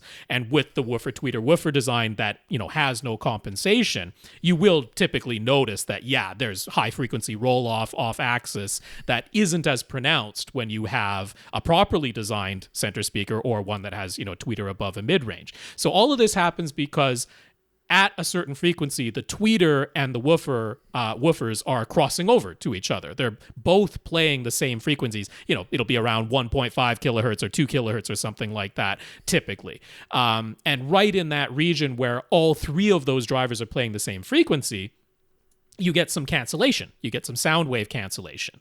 And if you could see that cancellation coming out, it would be like little hills going across horizontally when you've got a horizontal center. So if you're sitting in one of the little valleys of those hills versus one of the crests of those hills, you're going to have a different sound. It's going to have these cancellations or boosts that are happening because all 3 of those drivers are playing there. So to compensate for that, if you're designing a horizontal center, well, you can change the crossover. You can make sure that you have really steep crossover slopes, or you have the tweeter crossover at a lower frequency than if you are intentionally designing it to have those hills because you want to limit the vertical dispersion, like when it is set up as a Dappolito array. So that's the cause of it, is this cancellation of sound waves from all 3 of those drivers playing the same frequency in the crossover range. And the way you hear it is by physically moving side to side or far off axis so that those cancellations become evident. But if you are a single listener sitting in front of a speaker and sitting still, you're not going to notice it. It's not going to matter. Right. I actually wrote an article about that too. I need to find that, and I will link that up here. Gurinder says, if you use a Movies Anywhere code other digital code for a movie, is that the exact same version as a streaming service, or are they sometimes different versions? It is the same version that you can get from whatever streaming service you can get it. Buy it from? Like if it were Amazon Prime? Yeah. So, like, if you, like, the Voodoo version is the Voodoo version. Like, I don't know what... Oh, sure. I don't know, because they have, like, some of their own audio codecs and stuff like that. So you get whatever version they have. It's not like, like, when people have sent me codes, which I was not able to redeem because that would be illegal. But if I had, it would have asked me which service I want to, for some of the movies, which service I want to get the movie from. Sometimes they'll give me like an Apple, and then a Vudu, and then or a Paramount, or some of these Lionsgate, or some of these Google Play other Store things. Sometimes. Yep. Yeah, so it would have asked me which one I would have wanted to, and I would have if I could have redeemed them, which of course I couldn't because that would have been illegal. I would have chosen Vudu because that's the service that's the one I use, not because it's the best one or anything else. It's just because it's the most convenient for me. So that's the version you get, the one you choose, the one they have. But I will say, like, if you're talking about, like, a great example, an obvious example is the streaming versions of the Marvel movies that are on Disney Plus. those are different than what you can get from, say, iTunes, or if you bought it on Amazon or YouTube Movies or whatever, where else you could buy it or redeem your Movies Anywhere code, because Disney Plus is the only place you can get the IMAX enhanced versions. So that is a very clear and obvious case where we can be like, yeah, the version that you can get from your Movies Anywhere code or your digital download code is definitely different from the streaming version that's on Disney Plus. So is it like there's a single digital streamable version that exists in the world and all the services get it? No, there can be differences between services. Yes. Parker has been upgrading his theater equipment. He's thinking he'll call it the Parker Theater 2.0 when he's done. Please don't do that. We've previously talked about his new B&W in-wall speakers that he installed behind his screen. That's the one where he asked us if he should have done it vertically, but it was already installed horizontally, and we said leave it alone. His most recent purchase was the new JVC NZ7 laser projector. He's using it with a 135-inch 16:9 acoustically transparent Stewart film screen. Stewart's the best. You know how I know? Because what's his name keeps talking about it must be the best because he talks about it. He loves it so much. It's the best. It's a great screen. His company loves him. They love you. They love everybody. Yeah. Except for the people who buy Seymour AV stuff, and in which case they hate them. They hate them a lot. Must. As we often mention, the JVC can do frame-by-frame dynamic tone mapping for HDR10 to go along with that. The JVC has their theater optimizer settings, which let you enter parameters such as your screen's gain and size so the projector can calculate how much light it's actually working with. But the screen size options go up in increments of 10 inches, so you can select either 130 or 140 versus 135-inch screen. Which should you use? I'm going with 140. Yep. Just because it'll make it brighter. Yeah, you want to err on the side of the projector thinking that it has a little bit less light to work with than it actually does. You don't want to tell it that it has more light to work with than it actually does. So you want to err on the side of going to the next available option that is larger than the screen size you actually have. So round up. So out of the box, he put the NZ7 to its newly available filmmaker mode and left it on high laser output for HDR. Do we have any best practices picture settings that he could adjust? Or do we think it would be worth it to have this projector professionally calibrated? He's heard it's possible to have a calibration done remotely. Do we know who he would have to contact to have that done? I would never accept a remote calibration of my projector. Yeah. The way that's working is JVC does have their own AutoCal thing. This is not part of CalMan that does AutoCal, their version of it. JVC has their own auto calibration thing that only works with 2 light meters. They give you a choice of just 2 light meters, neither of which is really the best light meter that's available out there. And then the remote service that some places offer is simply them walking you through doing the auto cal. So I don't see a tremendous amount of value in that, to be honest. It's more like tech support for a feature that already exists. It's still on you to go buy the meter and actually run all the stuff. So to me, that's I don't see a tremendous amount of value in there. I will say, the NZ7, there aren't as many reviews out there that list their picture settings and that type of thing. I've got a few that I'll link to if you want to read through, pretty thorough things there that do talk about some of the picture setting adjustments that are done. But there does seem to be general consensus that out of the box, even in filmmaker mode, which is its most accurate mode, but even in filmmaker mode, it does tend to have a little bit of a green push and not quite enough red. And if you change the color temperature to make it a bit redder, it overshoots the red after that. So this is a case where it's an expensive projector. It's very, very capable. It has a few little limitations in that it can't quite reach full DCI P3 color. It doesn't have the color filter that the NZ8 and the NZ9 do.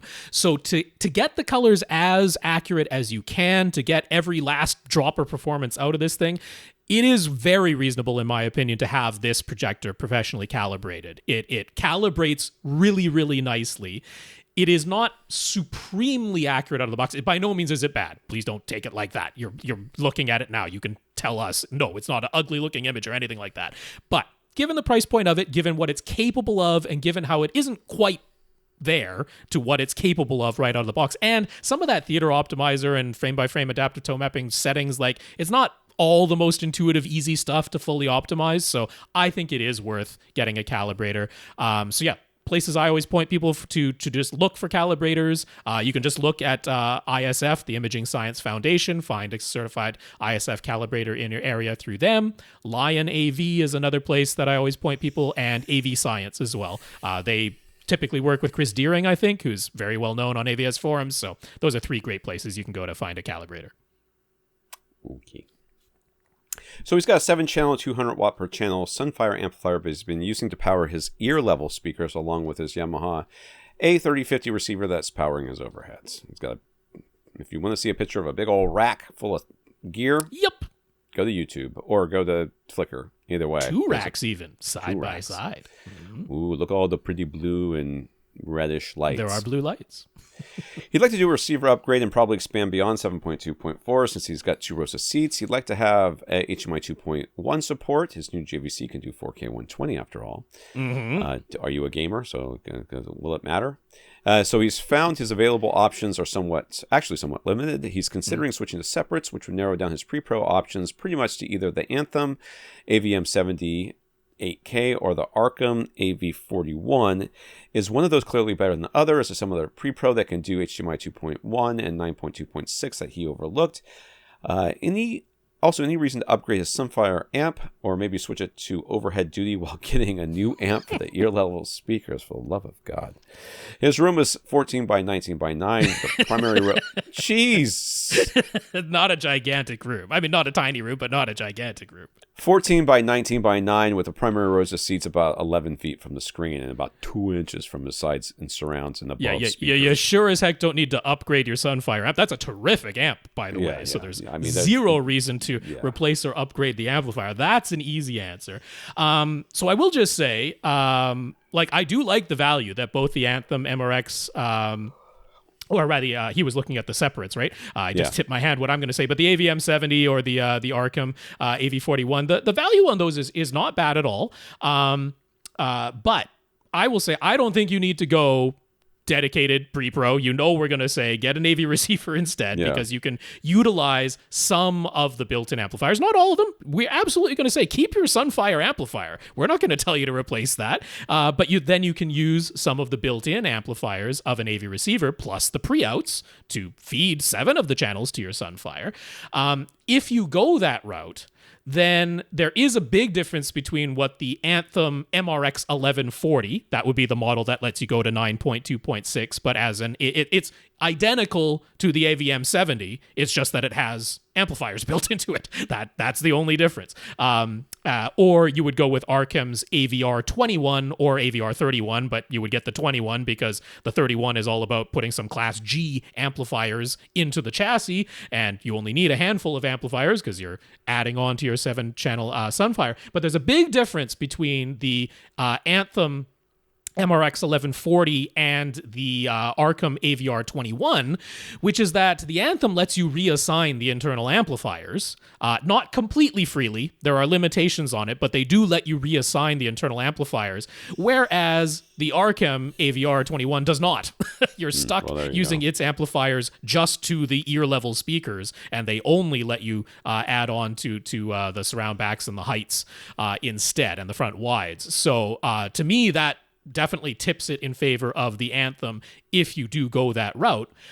All of that said, one option you did not mention, and I think it's probably just because the price is higher, but one other option out there is from Denon or from Marantz. They have their 15-channel options now.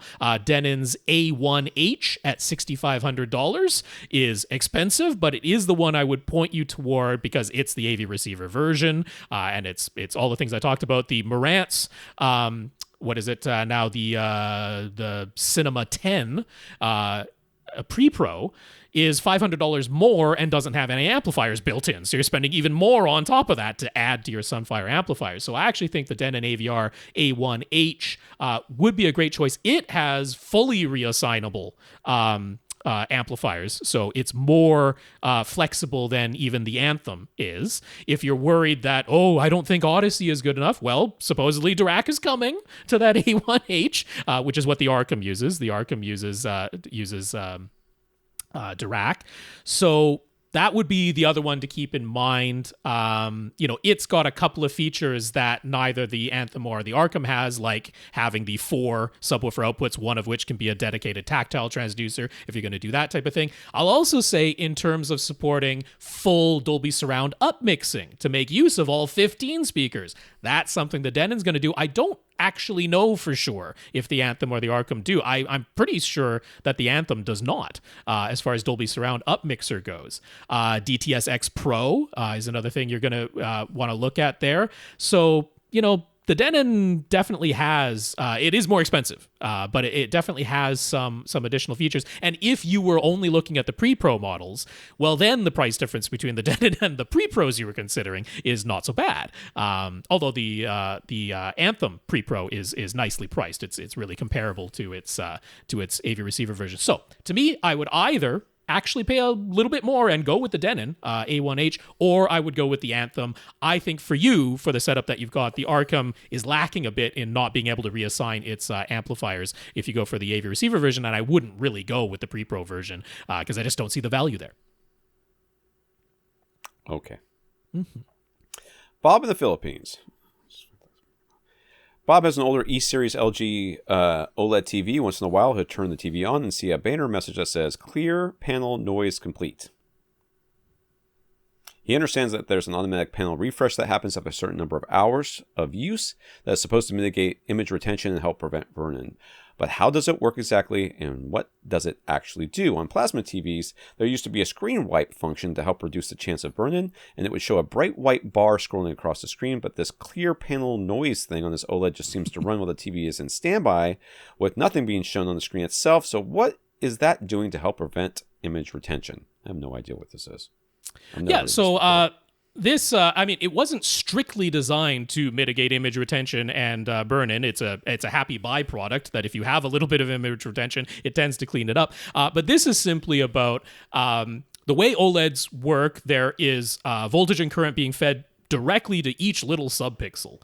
So at the factory, what they'll do to try and make the screen look as even as possible, so you don't have any of that weird, dirty screen effect or vignetting around the corners or things like that. They basically try to get that panel looking as uniform as possible, and then they store in a non-volatile memory the values of the voltage and current that's going across there. So every every 4 hours, there's a minor cycle of this that's done, which they basically just quickly double check in the background. Okay, have any of these voltage or current levels, like when we send a little test signal through all the little subpixels back there, do any of the voltage or currents have a very clear, obvious spike or dip that indicates something's kind of wrong? And if it does, it basically just tries to level that back out. And then every 2,000 hours, it does a sort of major panel refresh where it actually goes through, and this takes several hours in the background while your TV's in standby, goes through and checks like the values of all of those voltage and current levels. And they're expected that over time, the resistance will go up a little bit. So that'll mean voltage will drop a tiny little bit and current will go up a little bit as the electrical signal is going through there. And it basically just sort of checks little patches of it as it goes around. And if it's noticing that anything is, well out, then it'll try and adjust that to bring it all back to sort of uniformity. So that's why it has the happy byproduct of reducing image retention as well. Because if something has started to get that image retention where some pixels are noticeably dimmer than their neighbors, then there's going to be that indication just in the electrical signal that there's more current flowing through those, more aged pixels. And it basically just sort of artificially ages its neighbors so that they all work out to be even. Over time, the entire panel starts to dim. That happens with all displays. So that's what it's doing there, just trying to keep that sort of uniformity in image, but it's doing so all electrically. That's why you aren't seeing some white bar scrolling across the screen like the plasmas used to do. Joe. First up, Joe wanted to share his home theater makeover. The room went from being basically all white to having a gray ceiling with striped dark gray walls and a rug and a black sectional instead. He can't believe what a difference changing the aesthetics of the room made to his overall experience and immersion while watching movies. He's over the moon about it, and his wife also approves. So we got the before pictures, definitely, mostly all off-white going on here. And then the dramatic on YouTube reveal, boom! Now it's all become much darker. They didn't replace the carpet, but he put a gray and black two-tone rug in the front portion of the room, switched the seating to all black sectional, and walls became sort of striped. Hanging from the ceiling. It's dramatic. It's dramatic looking in here. I like it a lot. But is it a Stewart screen? That's the real question. And it's not Vanta black either. We'll also notice the absorption panels were added to the sloped portion of his ceiling at the back of the theater. They definitely made a difference, although mostly in the mid-range and higher frequency, not so much in the bass. So now he's considering adding some bass traps. His wife won't agree to getting a whole bunch, but she'd be fine with having some hidden behind the couch. He's strongly considering Gick's new cylinder turbo trap Pro that sells for about $300. At 39 inches tall, they're just about perfect to act as speaker stands for surround speakers that are just behind the couch. And they could have two or more laying down behind the couch, as we sometimes adjust to do with cylinder subs. But in all of Gick's photos, they show oodles and oodles of turbo traps stacked and lining the walls. So would just four of them behind the couch make any worthwhile difference? How many are actually needed? I mean, I would do like that. I have tri-traps in, kind of stacked along the ground wherever I can put them in this room. And in fact, I would put more in here if I could get rid of that small couch back there that does nothing but hold blankets. So my second row, which is against the back wall and does nothing but hold blankets, I would get rid of that and put something on the ground there. So I think this would make a difference. I would also consider behind the left speaker in that corner, putting tri-traps there as well. Up to the ceiling if you can. If not, that's fine too. Because it's a very low ceiling at that point. You got the sloped ceiling going back there. So yeah. I would. Yeah, I think that this is a good idea. I don't think you need the cylinder ones though. I think the triangle ones would probably just a little bit less expensive as far as just behind the couch. If you want to do the speaker stand thing though, then it does make sense to go with these cylindrical ones. But I will just say, you are looking at about $600 or so to get two of the cylinder ones that you were considering just lying down behind your couch and having hidden. I'm looking at the front of your room, and I see two subwoofers up there. And they said this was a 0.2 system. That means there's no subwoofers at the back of this room. And I'm like, could we take the money that was going to go on cylinder bass traps hidden behind the couch and instead maybe spend it on a cylinder subwoofer that goes behind the couch? Just because move one of those subs behind the couch. Why do we have to get another sub? You could, but I mean, that's zero money. I don't know. I'm thinking maybe he doesn't want to take away the symmetrical look of his box subs at the front of the room, and that money could be spent on a cylinder sub that goes at the back of the room, and that would make a bigger difference to your audible bass than the bass traps would. But if you do go with the four bass traps, whether they all be cylinders or whether two of them are cylinders and a couple of them are the tri-traps, just to make the price a little bit lower, that still will have an impact. It's not going to be obviously the same as lining every surface that you possibly could, like what Gick shows, because they're like, hey, why not buy all the cylinders? That'll still make a difference either way. But I'm saying you can make an even bigger difference by having a subwoofer at the back of your room. Yeah, and then just move one sub and then don't spend any money on that, and then you can spend all the rest of the money on the traps that will actually make a difference as well. David, we praise OLED TVs all the time, David says, but we almost never seem to talk about LG's least expensive A-series OLED, probably because there's going to be a reason. What do we think about using one of those for a bedroom TV? Is 60 hertz instead of 120 hertz really anything to worry about? He'd be upgrading from one of the old curved 1080p OLEDs. Well, clearly anything's better than curved. I mean, if it were just the refresh rate, I don't think I would care that much, but I'm sure there's more to it than just that. So, Rob, what do you say?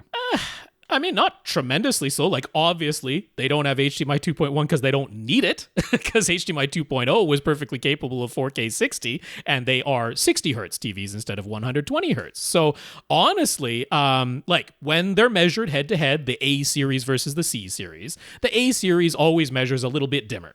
But it's not as though you're going to be putting it side by side with a C series or a G series or something. And it still does HDR, which of course your old curved 1080p OLED couldn't do HDR at all. So you're still going to notice an upgrade there. One really nice thing about the A series is if you are using its built-in apps, or you are feeding it a 24 frames per second source, your external Blu-ray player, it does not force everything at 60 hertz and create judder. It will do, I don't know if it's actually doing 48 or 72, but it does an even multiple of 24 and shows it judder free. So even that isn't a problem. The only downside is if you're connecting it to a cable box, and pretty much all our cable boxes either output 60i or 60p, but most TV shows are still shot at 24 frames per second.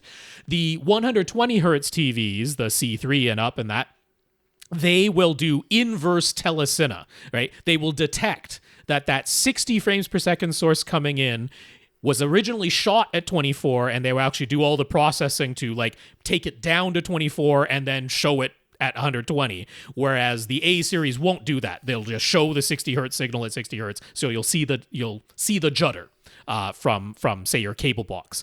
It won't remove the judder from that. But other than that, I love this as a bedroom TV, right? If this isn't going to be your gaming TV and you're not worried about that whatsoever, and saving the $400 to $600 depending on the screen size, like that's still $400 to $600. I love it as a bedroom TV. So yeah, absolutely right. Should probably give it a little bit more. Talking about it's just the C series gives you so many features for just a few $100 more. But that's about it.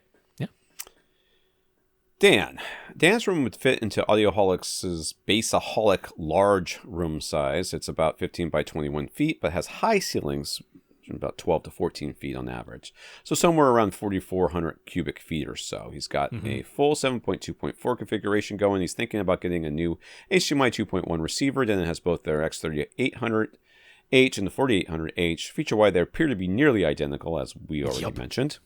Yeah. The 4800 adds Zone 3, which almost nobody is going to use, and there's supposedly higher-end Alpha 32 analog to digital processing for the stereo RCA inputs, which, again, no one will ever hear. Yeah. But other than that, the higher wattage amplifiers seem to be the main difference, which is probably just rounding. His speakers are pretty standard 8 ohm, 88 dB sensitivity. Will the less expensive 3800H be enough, or should he pursue the more expensive 4800H? He's seen some bug reports about the 3800H, although most of the most recent firmware updates seem to have sorted those out for most people. Any reason to think the 4800 would be different? I mean, I see no reason to get the 4800 after we talked. You just identified all the differences, and none of them make any difference. So Yeah, no, I mean, I think it's, he was saying, he always had 4000 series before. It feels like, how can I downgrade to the lower series? But no, I mean, that 3800H does everything I would want an 11-channel receiver to do. And if, like, his room is big enough that it is mathematically possible he could need more amplifier power. That is true. Not out of the question in your case. But the 4800H doesn't give you enough of a difference. It's 25 watts difference. That is not enough of a difference that if you needed more amplifier power, genuinely mathematically needed more than the 3800H can provide, the 4800H isn't enough to get you there. It would be much better to take the price difference and get a 5-channel external amplifier or something that really will give you the mathematical wattage that you need to hit full reference volume. So to me, that's the much better value. Get the 3800H. If you do need more wattage, spend it on an external amplifier, not on the 4800H. Yeah, just remember, you have to double wattage to go, 3 dB higher? 3 dB more? So, which is why 25 watts does not make a worthwhile difference. Doesn't do a dang bit of difference. So, if you're thinking, ooh, I can almost hit reference volume, and I find myself turning it up past reference volume a lot, then, if it says plus 3 dB on your dial, you can lower that back to 0 by doubling the amount of wattage that your speakers are getting up front. So, it's not 25 is the point. So a while ago, he wrote in to ask about one of his Velodyne DD10 Plus subwoofers that wasn't able to power on. It was able to power on, but it wasn't producing any sound. Without doing anything, it somehow started working again. No idea what caused the original problem, what fixed it, or whether it will happen again. But since Velodyne is back in North America now, at least he knows whom to contact if it starts acting up again. So. He had owned several subwoofers from other brands, like prior to the Velodynes. He had Polk, REL, Dyne Audio, Mirage, Deftech, and M&K. He thinks the Velodyne DD10 Plus subs outperformed all of them sounding good with both movies and music, not calling undue attention to themselves until the recording calls for it, and visually disappearing nicely into the room as well. To be fair, though, they're also the most expensive sub he's had by a fair margin. AKA bias, but whatever. Clearly, we seem to be big fans of SVS subs. They are quite a bit less expensive, but we seem to suggest that performance-wise, they stack up very well against its Velodynes. So why are they priced so differently, and how do we actually feel they compare to one another? Well, those Velodynes are quite a bit older. It's not just SVS, right? We can put the Monoprice Monolith subs in there, HSU subs, Power Sound Audio subs, multiple others we can put in there too. Okay, so Velodynes are like a different, it's almost like a different category because, first of all, they're older, and when Velodynes were around putting out these subwoofers, when those were new and people were buying them quite often, or we were recommending them, there wasn't a ton of these other options that are out there now. No, the dedicated subwoofer companies. Velodyne sort of started that, but they were in stores. And honestly, that's where the price difference all comes from, because all the ones I just rattled off, they're all internet direct. SVS, of course, now does sell their subwoofers in stores. They've partnered up with a lot of retailers around the world, but they definitely started as internet direct. And it just seems like that has all carried over. Like SVS rightly could actually increase their retail prices, but they choose not to. They make less money when it's sold in a physical retail store because the price is the same. They make more money if you buy it from them directly because they're not paying a cut to the retailer. Whereas Velodyne, they started in store retail and they just kind of kept their prices there even once they started selling direct because, hey, they make more margin, and as far as everybody else knows, the price just stayed the same. So it's almost as though they came from these two opposite ends, but held on to their beginnings in many ways. So I mean, if you take the performance, the measured performance, the subjective performance of these top-end internet direct brands, like we say, SVS is certainly not the only one. We'll absolutely put the Monoliths and HSU and Power Sound and Rhythmic, they're all right up there with them. Measurement-wise, subjective-wise, they absolutely can stand toe-to-toe with the Velodynes.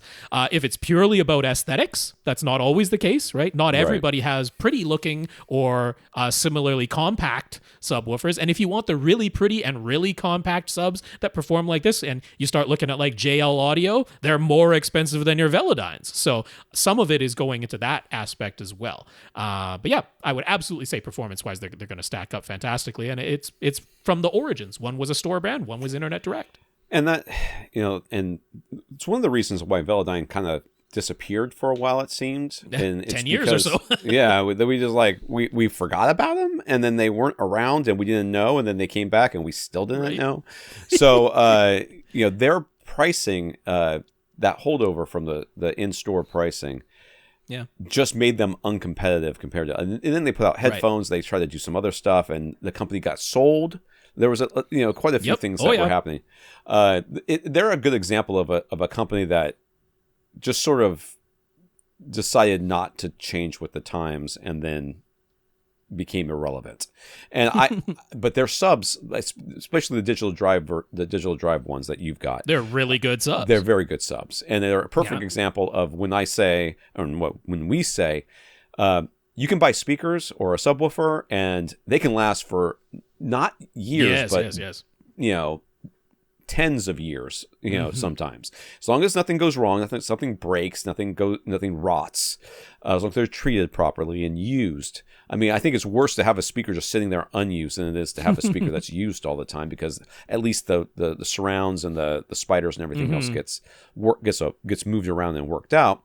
They can last you for tens of years, and these are, again, a good measuring sub is still a good measuring sub, and it will work just fine with any room correction that we have out in the market. They're all we're certainly not saying that you've got your digital drive plus subs from Velodyne, but you must replace them just because the internet brands are where we think the value is today. It's like, no, you already own those things, and they are really good subs. I I think you're doing fine there. Rico just finished some remodeling of his great room. It's now pre-wired for 9.2.6 speaker configuration. In fact, it's wired for 11.2.6 since he might install 2 pairs of side surround speakers. He's been using a Denon X6500H receiver along with a 7-channel Marantz amplifier. He was running a 7.2 configuration in the great room, but he also has 2 other zones. He'd like to know the least expensive way to have it all, the full 9.2.6 configuration going in his great room, while still being able to use Zone 2 and Zone 3. He could potentially continue using any of his existing equipment to make it all work, but would prefer to have as few devices daisy-chained together while spending as little as possible to make it all work. What can we suggest? Well, we just heard that the 4800 has a Zone 3, so I don't know if it does 9.2.6. It does, but it doesn't do 9.2.6. No, it tops out at 11 for the 4800H. Yeah. I don't have fantastic news for you because there is a solution. The good news is I have a model that I can point you to that will let you do all the things you want to do with minimal additional devices. The downside is it is the $6,500 Denon A1H. All right, so that's the brand new flagship, all inputs, HDMI 2.1, Denon flagship receiver. It has 15 amplifiers built into it, which is insane, but definitely it does 9.4.6 if you want to, including one of those subwoofer pre-outs can be a dedicated tactile transducer. It has 3 zones. You can fully reassign all of its amplifiers. So this is how you could either choose to take 4 of those amplifiers to power your Zone 2 and your Zone 3 while using the external amplifier or one of your old AV receivers to power those 4 channels in the theater, or you can power all 15 speakers in the theater and then use the Zone 2 and Zone 3 pre-outs of the Marantz to feed an external amplifier or one of your old AV receivers to power Zone 2 and Zone 3. So with the minimum of additional equipment, the A1H can do all the things you want to do. In addition, in the photos that he sent in, it appears as though the 6 overhead speakers he installed were not top fronts, top middles, and top rears. Yeah. Because he's got one in the center. It looks like he has a center height and maybe the Voice of God channel. I don't see the Voice of God channel, but he's definitely got a center height in between his top front left and top front right, which means it looks like you installed the overhead speakers for an Oro setup, which the A1H can do. And a couple of the other options that you might have been looking at don't necessarily do. So, for example, Anthem, which we talked about before, their MRX 1140. I really like that AV receiver a lot. It's $4,200, much less expensive than the A1H, but it doesn't do Oro. It has no way of using that center height speaker that you've installed in your ceiling, and it only does Zone 2. It doesn't have a Zone 3. Plus, its amplifiers are not as fully freely assignable. You can do some reassignment of the amps, but not full reassignment like you can on the A1H, the Denon. And then the Arcane that talked about previously on this podcast, the AVR 21, can't reassign any of its amplifiers, and it also only goes up to Zone 2. It doesn't have a Zone 3 of any kind. So I don't have a good solution for you other than the A1H, but the good news is if you manage to go with $6,500 for the A1H, it does everything that you just asked for. Including being able to use that top middle speaker for your top center speaker for Oro. All right. Mike, let's say you've got an AV receiver with just a single HDMI output. You mean like almost all of them? Okay. Yeah. But no some have two. I know, but yeah. No Zone 2 HDMI output present. And now you want to put the video from one HDMI source on your screen, but you want to listen to Atmos music at the same time from a different HDMI source. What's the easiest way to do that? With his current Denon, he could put on the radio, a streaming music service, or a stereo analog audio input while sending through just the video from a different HDMI source, but there's no way to just have the video from one HDMI source but the audio from a different HDMI source at the same time. And you can't send Atmos music through an optical audio connection, right? So any solution. So he wants to send the audio and the video out of the AV receiver through HDMI, but he wants to mix two different HDMI sources. Yeah, audio from one, video from the other. So to me, the certainly not elegant, but easiest solution is you take the HDMI video source and plug it straight into the TV or the projector.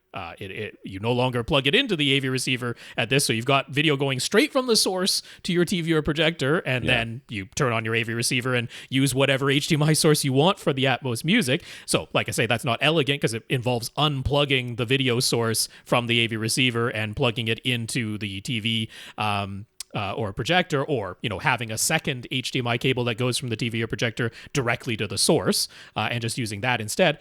So the slightly more elegant solution in terms of just not having to physically unplug and replug things to do this would just be to get some sort of HDMI matrix switch. So that way it would have 2 HDMI outputs on the switch plus however many inputs on that switch, and then you could have the 2 outputs going to both the AV receiver and directly to the television or projector, whatever your display is. So that way, when it's time to do this setup, you just have the source go directly to the display, not to the AV receiver, and then you turn the AV receiver on and turn it to your Atmos music source. So I think that's it as far as the solutions go. There's no way to do this without some kind of physical change. So certainly the easiest and cheapest is to just plug the video source, straight into the display. Yeah. All right. Lastly, Harry. Tom said, I said, basically, I just run Odyssey, and Rob says he plays a full frequency range sweep at 85 dB and adjusts his EQ until the entire sweep sounds equal in volume the whole time. But how does Rob make that EQ adjustment? Is he just using the editor app? How do you actually go about doing that? Just endless trial and error? It's almost certainly endless trial and error, because that's how Rob does.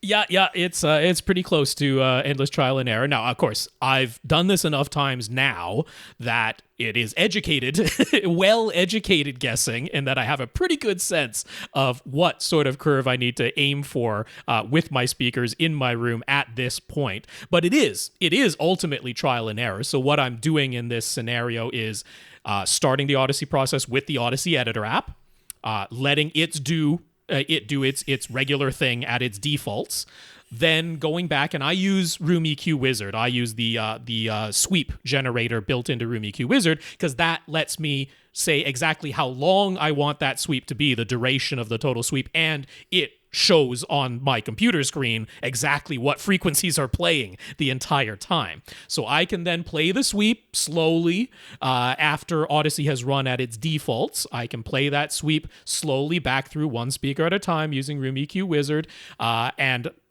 basically make notes of at what frequencies am I audibly noticing peaks or dips in the frequency response. And then, going back to the Odyssey editor app, drawing the new target curve, re-uploading that, and then listening to it again to double check the results. So like I say, since I've done this enough times and I haven't changed my room or speaker in years, I have a pretty educated guess of what that curve is going to be. And ultimately, the curve that I'm drawing is doesn't have a lot of drastic changes in it. I do have, I have a little bit of rise in the deepest bass. That's what I need in order for that full sweep to sound equal to my ears. So all of this talk about, do we aim for a perfectly ruler flat line, or does it make sense to have a rise in the bass? I end up with a rise in the bass in terms of the target curve that I end up drawing. It's not quite as steep as the default target curve that Dirac or Anthem has, because I'm doing it at 85 decibels is my guess, as opposed to a lower volume that I think most people are listening at, not full reference volume. And funnily enough, I end up having to put in a little bit of a dip, not quite as deep as the dip that's there from the mid-range compensation by default in Odyssey, but I have to put in a little bit of a dip in the sort of between 1 and 3 kilohertz area. Otherwise, it sounds like a bit of a hump to me, for the most part, as far as the target curve that I end up drawing. But other than that, I'm not making a whole lot of changes. So I already kind of know that to be the case. Funnily enough, is it actually a shock that the target curve I end up drawing is really similar to the default target curves that already exist? I don't think so. There's a reason those are the default target curves, because generally they work. And you know what? It turns out they do. But I almost end up with a combination of the two of them. I have a little bit of a rise in the base, which Odyssey doesn't do by default. And I have a little bit of a downward slope that I put in there between 1 and 3 kilohertz. Not quite as steep as the mid-range compensation, but not the just flat line that the other ones are doing in that range. So yeah, but it is truly, the thing is trial and error, because I am listening to what Odyssey did by default, going back, making the changes, and then listening again to confirm. All right, who do we have left? Yes, we have on our list Steve. Scrolling down here, was that all Steve? Yeah, that was Steve and Raph. Is that it? Steve and Raph? Am I right about that? I think that's right. Yeah. Speaking of Raph, we want to thank Raph for going to avrant.com, clicking on the Buy Us a Cup of Coffee link, and leaving us a PayPal donation, as well as our 142 patrons over at patreon.com. Yes, indeed. Thank you so much for the financial support. Raph, you gave that PayPal donation. We very much appreciate that. And patreon.com/AVRant podcast is where you can go to sign up to make an automatic monthly donation. And we have 142 patrons over there. So thank you all so much. We also want to thank those of you that sent in notes of gratitude, including Nathan, Marc, Parker, Joe, Gurinder, Dan, Steve, and Jay. Thank you for thanking us.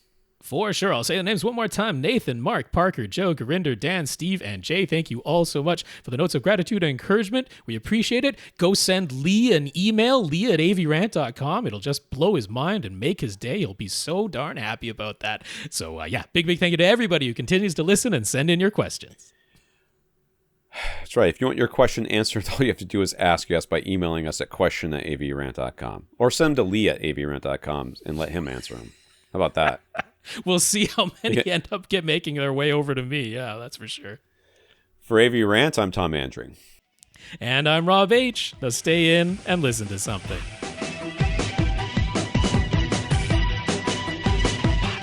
Want your question answered? Send it to question@avrant.com.